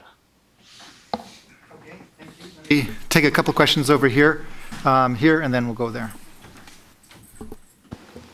Hello, Lawrence Freeman from the Africa Desk at Executive Intelligence Review. I've been involved in Nigeria for a couple decades, and I appreciate your remarks, Ms. Okenyodo. The question of security cannot be separated from economic development. I discussed this with General Ward back at the first AFRICOM setup. And I think that if you look at Nigeria, we're not getting any response in this area. If you look at what's going to be discussed in a couple of days here in Washington on Power Africa, I think the proposal is 2,000 megawatts for Nigeria over the next 5 years.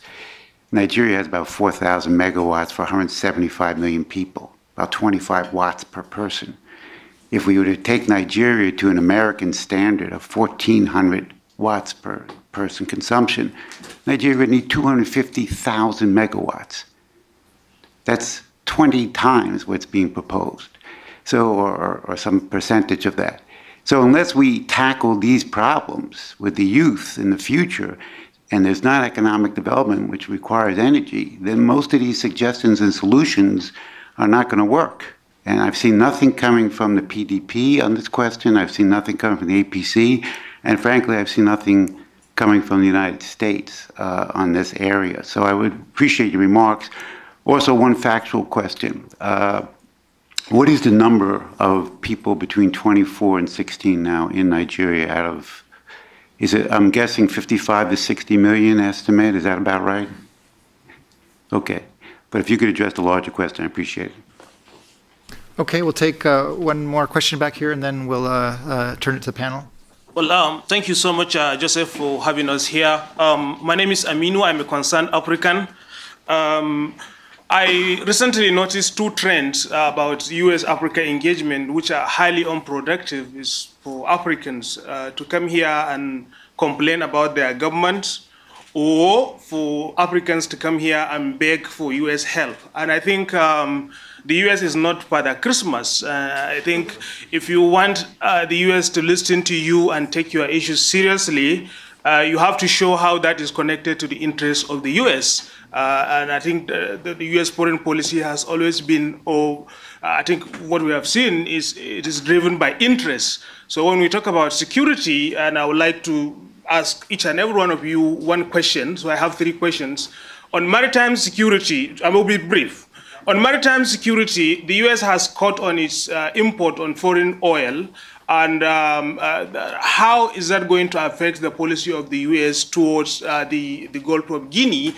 Because they are no longer interested, particularly in the Nigerian oil, the way they used to be in the past.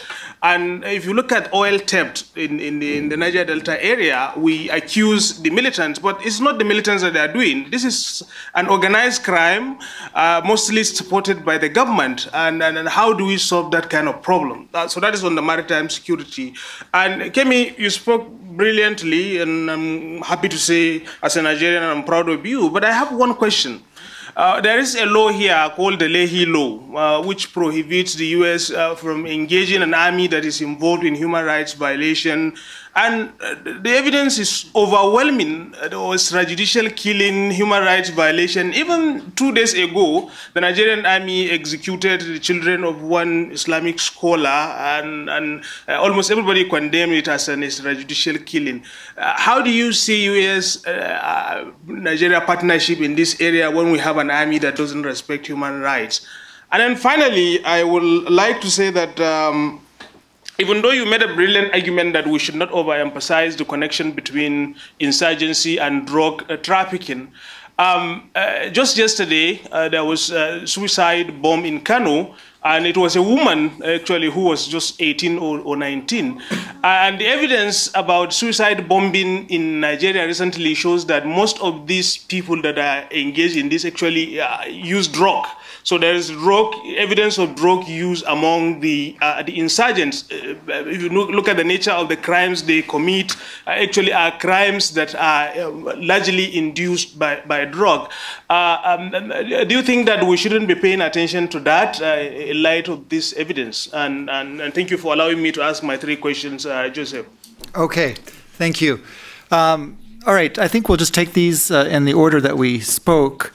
Feel free to respond to those points that you have something to say, and otherwise we'll pick the rest of them up as we go through the panel. So look, please take it away. Thank you, Joseph. I will start by the last question and see whether I can make some comment concerning the first one that has been posed. In terms of the U.S. acting or helping or supporting in that part of the area concerning the maritime safety and security, I think, and I said at the beginning of my presentation, is that the oil is the interest of all countries, can be the U.S. or local countries. But we don't have to talk most about piracies and stuff like that. We need to talk about the economic development in this part of area. This is the most important subject we can have. And I think what I've seen and what has been done by the US, we cannot say that they are only acting because of their interests. We cannot say that. I think they are acting because of what is happening there is not good at all for everyone. Let me tell you this. There's no single US fish fishing in that area, but they are talking about illegal fishing. The US is talking about illegal fishing, but they are not there. The fish is going to Europe on the European market. Most of the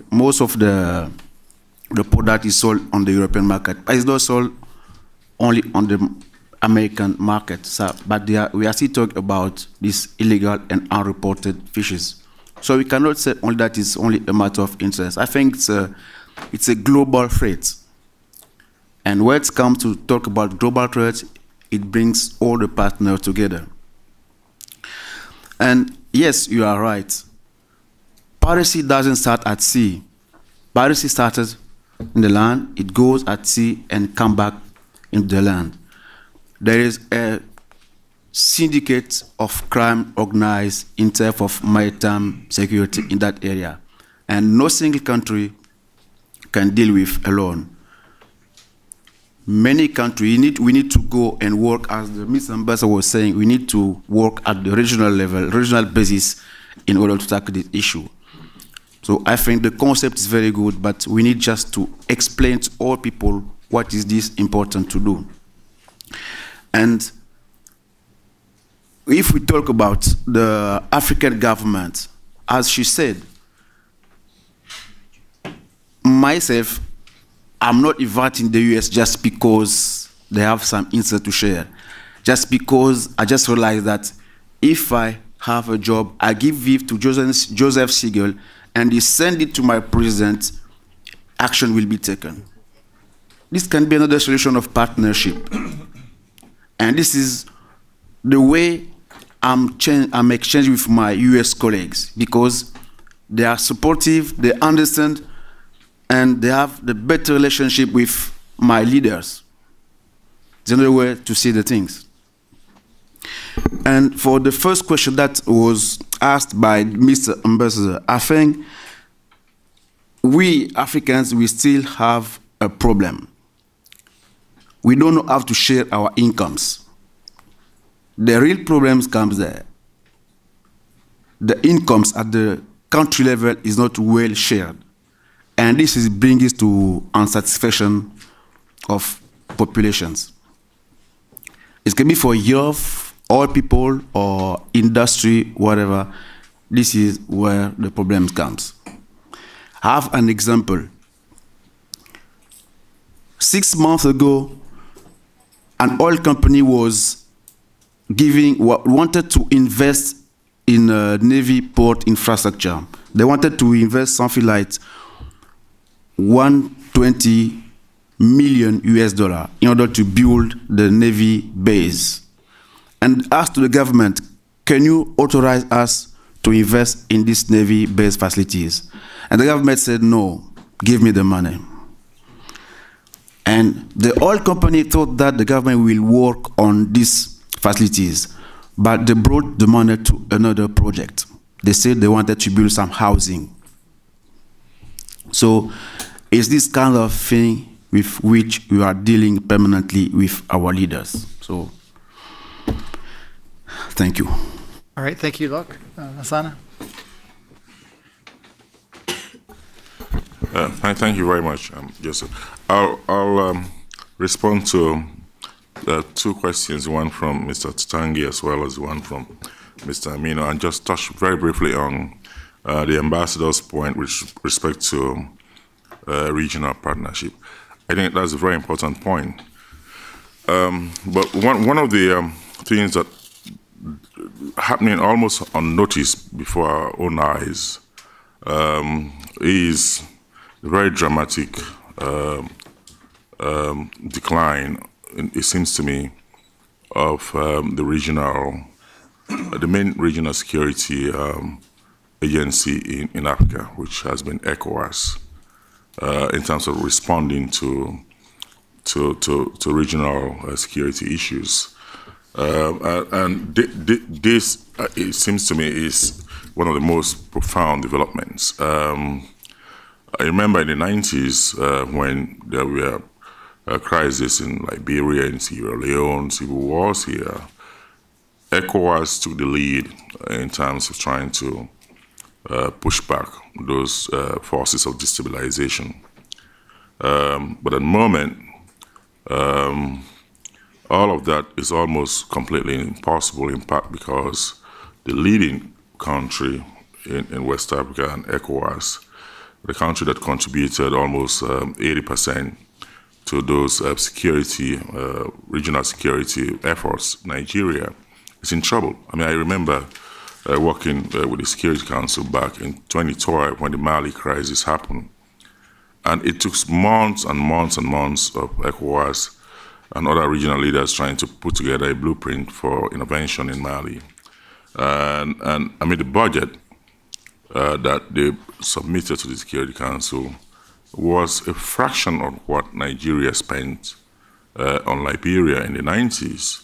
But no one was willing to provide that money, and instead they were asking the UN to support that to the extent that France had to step in. So what we are that's one of the real disasters happening now with respect to the back role that Nigeria is playing in terms of promoting this kind of regional security. But that's just an off comment.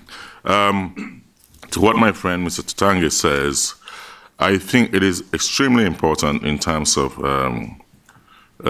just moving, not just concentrating on leaders, the current political leaders, but also bringing in the opposition and civil society in this kind of partnership arrangement. I mean, governance has to go way beyond that, and in terms of security and in terms of the areas that I work on, this drug trafficking, it definitely does involve both almost every facet of society, but especially the government and opposition. And because opposition is hopelessly marginalized in many West African states, there is a tendency for them to resort to dubious or illicit means to be able to gain traction. Opposition parties are starved of funding, they are starved of basic recognition, logistical support, and the only way that some of them will want to remain viable is to do things that otherwise they wouldn't prefer to do if they had the resources, is to go through networks of very dubious connections. So it seems to me, in promotion of a democratic agenda for Africa,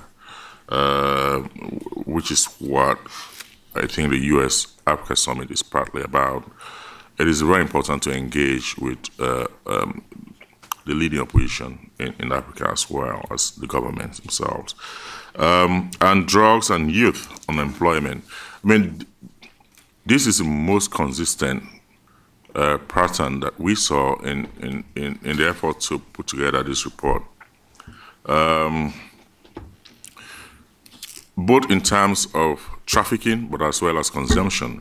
I mean, the majority of consumers of drugs are unemployed youth. And of course, almost every one of those couriers are also unemployed youth. They are especially targeted by leading traffickers as couriers and as foot soldiers to do it. So there is a very strong connection between unemployment, youth unemployment, and the facilitation of drug trafficking and drug consumption. It is a very dangerous cocktail because as various studies, including the United Nations AIDS program, have shown, this is also the sector of the population most vulnerable to all kinds of diseases that comes from use of intravenous drugs, including HIV/AIDS and hepatitis B, which is a very, very serious problem. To the issue of terrorism and drug trafficking, that I think is a new one on me in terms of drugs being used by potential suicide bombers. I'm sure that is happening. What I'm not sure of is whether the causation. I mean, is it consumption of drugs that's causing terrorism, or there are potential terrorists going on suicide bombing use it merely as an added inducement in terms of doing it? I mean, in my experience, and we had, in the course of preparing this, we had a lot of discussion. Some commissioners, for example, felt, who have never tried any drug, felt that, for example, cannabis will induce people, their users, to acts of violence. And I mean, if you that's really the narrative in many African countries. And if you watch some of the Nollywood films, people smoking marijuana and then going on to be thugs, or and one of the commissioners, a woman, said, "Well, I mean, look, these kinds of drugs lead to spousal abuse, all kinds of violence, killing people." But we had an expert who said, "I mean, in fact, cannabis is the kind of drug you take, and you are so laid back. I mean, it really does." And in my own experience, not as a consistent consumer, but it simply doesn't induce anyone to. I mean, that I don't think is quite true. Maybe other drugs like cocaine, but I don't. Most drug users that I know are not violent people. That really is, in my experience, they are not really violent people. Thank you very much. Well, thank you for keeping up the theme of candidness.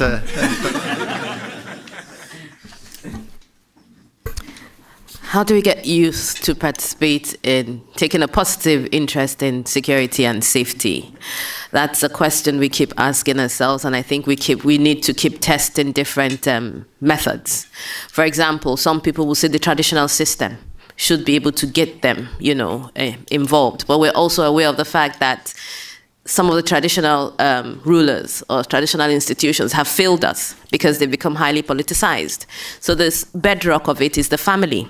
We need to return back to the basis of promoting positive values within the family and trying to entrench family structures within the country, within our system once again, Then if we look at power,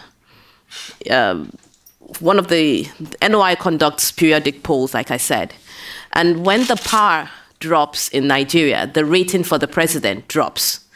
And one would feel that if his aides systematically just follow the NOI polls, and that his rating increases with citizens based on the power supply, then you'll know that power is very critical to the people. And if we've tried this NEPA power holding and it hasn't worked, what is left for us? Why can't we try our solar panel? We have solar. Sunshine is so intense in the country, right? And it's just been wasted. Probably because there's nothing lucrative as per contracts that will change hands, so it's not making it a viable option. But that is a critical option that we need to look at within the country. Then human rights abuses by law enforcement and security personnel. I'm not sure how much the international community can do about this. Nigeria has to look within and start a regulatory and self-cleansing process. And I think we have structures in place, and we are taking certain steps in that direction. Recently, the National Human Rights Commission convened a sitting on looking at the issue of the extrajudicial killings of squatters that took place in Apo last year, and came up with a report. The National Human Rights Commission is a government body, independent of government, and I think that's a step in the right direction. When we start seeing oversight agencies taking such steps, then we would see international community also supporting us. I believe the International Criminal Court, there has been a visit by the prosecutor to Nigeria, and the Ministry of Justice was involved. And I believe that there's some documentation that is taking place, and we're expecting to hear back from the prosecutor very soon. Also closely related to the issue of youth, you find that I think we play politics with youth issues in the country. And so you look at it, even in appointments, none of the political parties got it right. None, the PDP or the APC, when they were going to make appointments for youth leaders within the parties, they picked people over the age of 50 to represent who? And the Minister for Youth and Social Development is over what age? To represent who? So we keep thinking that the traditional concept, these are young people, you don't speak when adults are speaking, but they are a massive demography that is capable of changing the discourse within the country. Okay, thank you. We are almost at the end of our allotted time here. There's one more burning question I see that wants to come in, so okay, there's two questions. I'm going to take these up, see if we can get the questions on the floor quickly, and then have a final word from our panelist. But I do want to respect everybody's time here and finish up quickly. So if I can get these questions on the floor, we can get a quick response. Chris. Thanks, Joe. Yeah, thank you very much, Joe, for organizing this, and thanks to our panelists for very informative presentations. And basically, I really agree with everything that you've laid out, which really reminds me that the diagnosis of the challenges that Africa faces is always the easy part of the equation. We know what the issues are, we talk about them all the time, and what just beats my imagination is why does the political leadership on the African continent not see these issues? I mean, Mo Ibrahim had an award, and for several years couldn't find a taker. We've also had African leaders who were very strong proponents of democratic governance, transparency, accountability when they were in opposition, but as soon as they got elected, they performed worse than those they replaced. And so I'm asking myself, and I'd like the panelists to address this, whether we're missing something in the incentive, the incentive structure for political leadership on the African continent. Are we missing something in our diagnosis? And if we're looking at strengthening U.S.-Africa partnerships, is there anything that could be done to revisit or reverse the incentive structure for political leaders on the continent so they could be more responsive to the needs of their fellow citizens? Because all of the issues that have been raised, whether it's on issues of maritime insecurity and what that means to the economy, whether it's on the issues of bad governance and the aggravated grievances around participation and development or lack of participation and development, or whether it's the issue of vulnerability of states as a result of drug trafficking. All of these issues are so evident. You would think that the leadership would address them, or at least manifest the political will, even if they lack the capacity. So what recommendations could our panelists make for us to think through this issue of incentives to political leadership on the continent? Thank you. Okay, thank you, Chris. Please. Nick Hurst, Nation Institute. I just had a question for Commander Moudouma. If he could tease out a little bit a seeming paradox that he brought up in his talk. You laid out that there are steps to be taken going forward, and there have been positive developments in terms of maritime security. And for these last years, you said the U.S. has been very helpful in these efforts. I wonder if you can talk about why then during these same years, piracy and maritime insecurity have dramatically increased at the same time? Why have the trend lines gone in an opposite direction, even when positive steps have been occurring? Okay, thanks for being brief. And there is one more burning question here, so I'll give you a chance. Please use the microphone. Yeah. I'll try to do some interpretation. بداية نشكركم على المداخلة. أيام العقيد إبراهيم الملحق العسكري الليبي.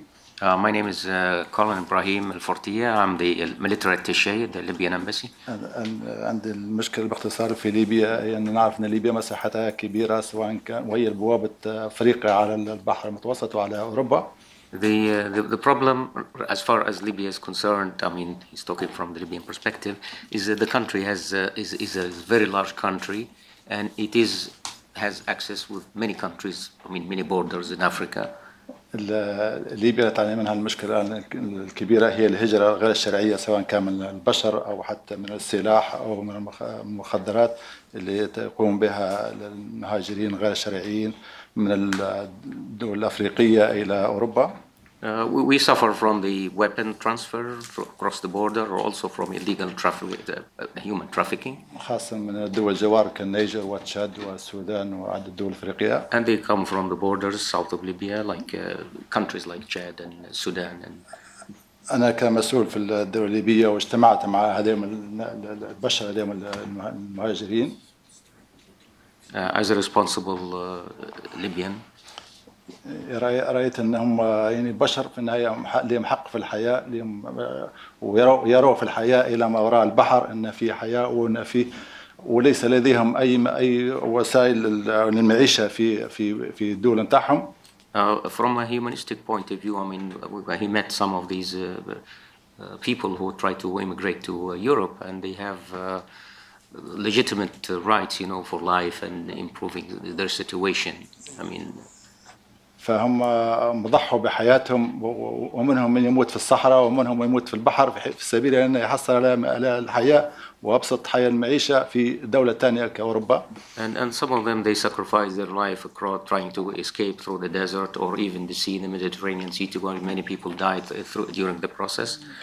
وهذا طبعا سبب لنا ميزانية كبيرة ويأثر على الوضع الاقتصادي والوضع الأمني في ليبيا. And this of course had a direct impact on the security and economic situation in the country.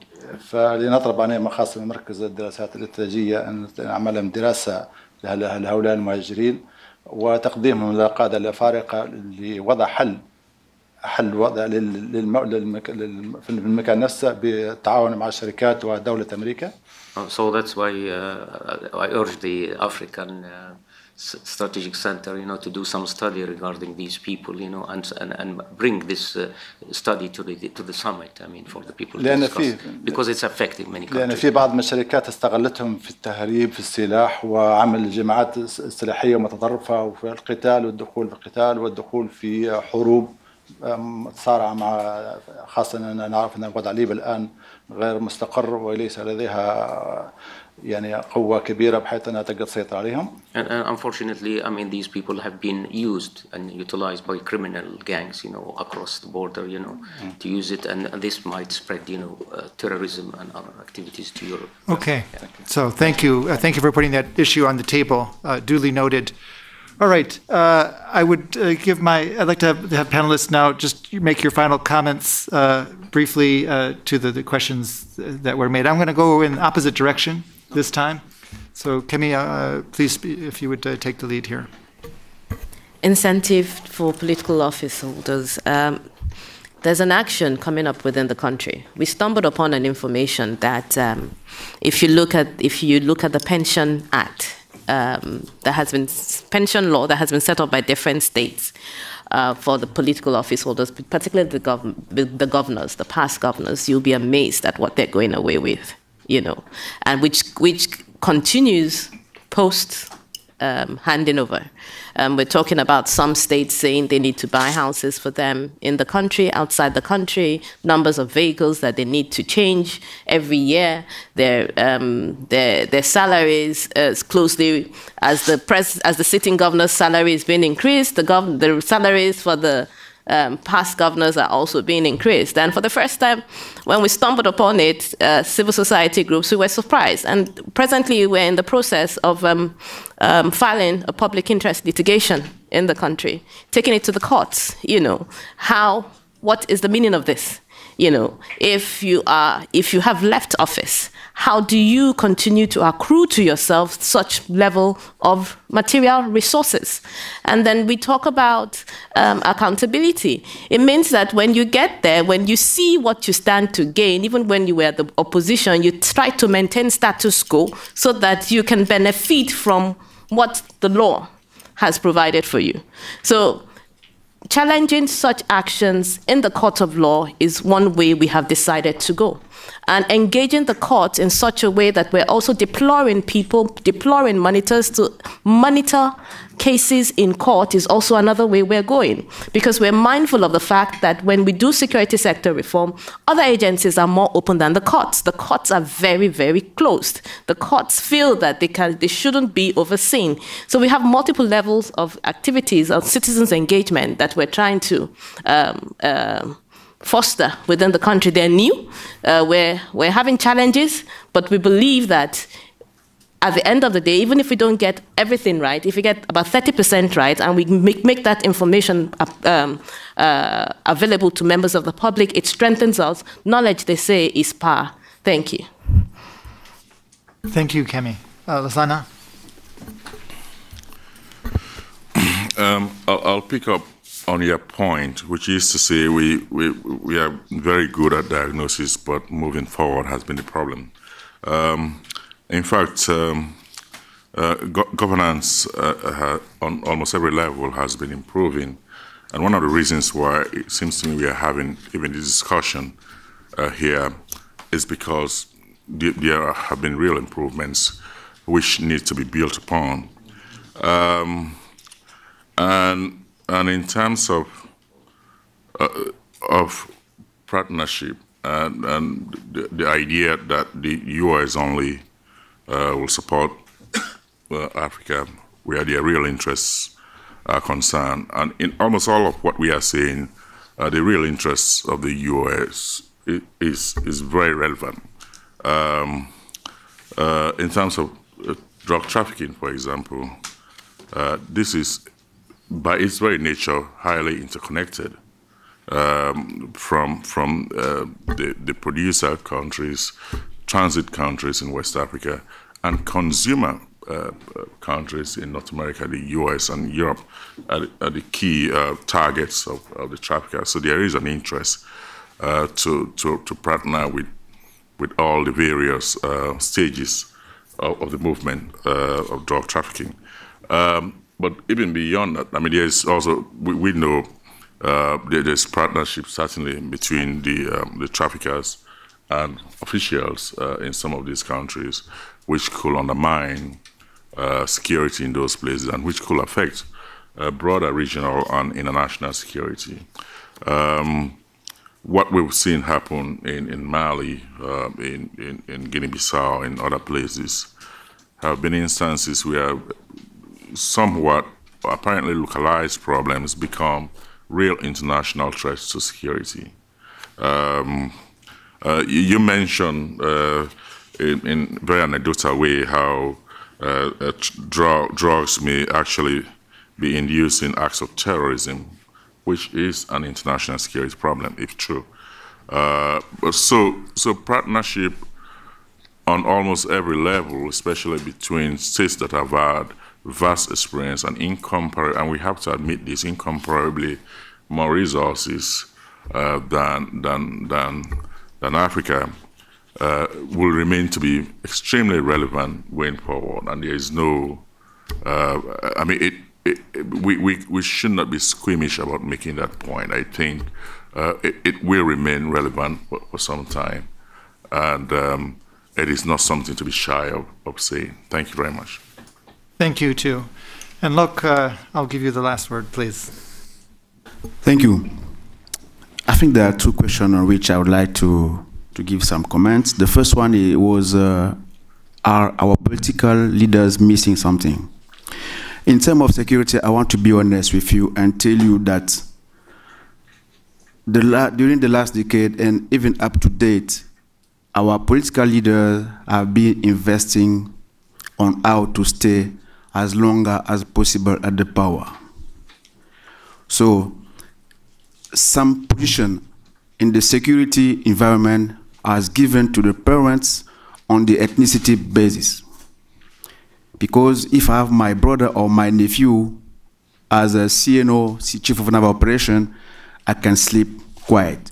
As well as my house is alongside the coast, they can sail with this heavy military equipment, but I know he's my nephew, nothing will happen to me.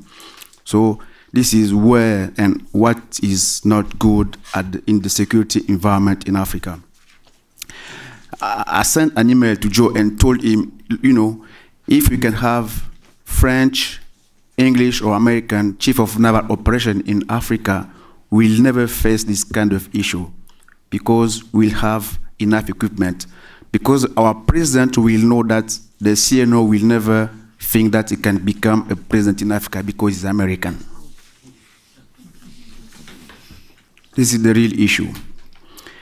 And also, the way the security work in Africa cannot be performing. You can have a chief of army staying at the same position during 20 years.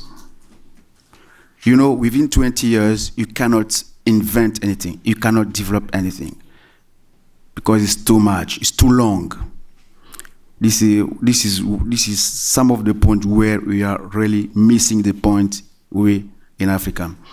And also, at the political level, during the last decade, our leaders have been ruling the country without any strategic plan, without any vision. They started talking about emerging plan, emerging country, only 3 years ago. So they were ruling the country like their family or stuff like that. So this is the real issue. But now I can say that things are moving up and moving better. I think during the next 5 years, I mean, it's a joke, you know. Since Equatorial Guinea has started developing the country, building houses, now the other president realized that we need to do like him. This is kind of situation we are facing in Africa. And I have many to say about this issue, but you know we don't have time, unfortunately. And for the second question about the paradox between having done a lot, having done very good results, and the situation in the terrain, it's just because we are acting at two different levels. 5 years ago, we couldn't work without any strategic guidance in terms of maritime safety and security. 5 years ago, we couldn't work together. Like I said, Zone D, having Gabon, Cameroon, Equatorial Guinea, South Sudan Principe working together. This didn't exist at that time. So the aim was to have the political will, the strategic guidelines in order to achieve the work one step down. This is what we have done. But in the meantime, the pirates are working. They are still attacking. So when we were working on the text, the pirates were still hijacking ships. So this is why the paradox, this is where the paradox came. And also, I didn't want to divide. I didn't want to share. I mean, didn't want to make this difference between attacks that are taking place in different countries. But most of the attacks you are talking about took place in the Nigerian waters. I can tell you why. Just because ECCAS countries at that time were not willing to work with the Nigerian Navy.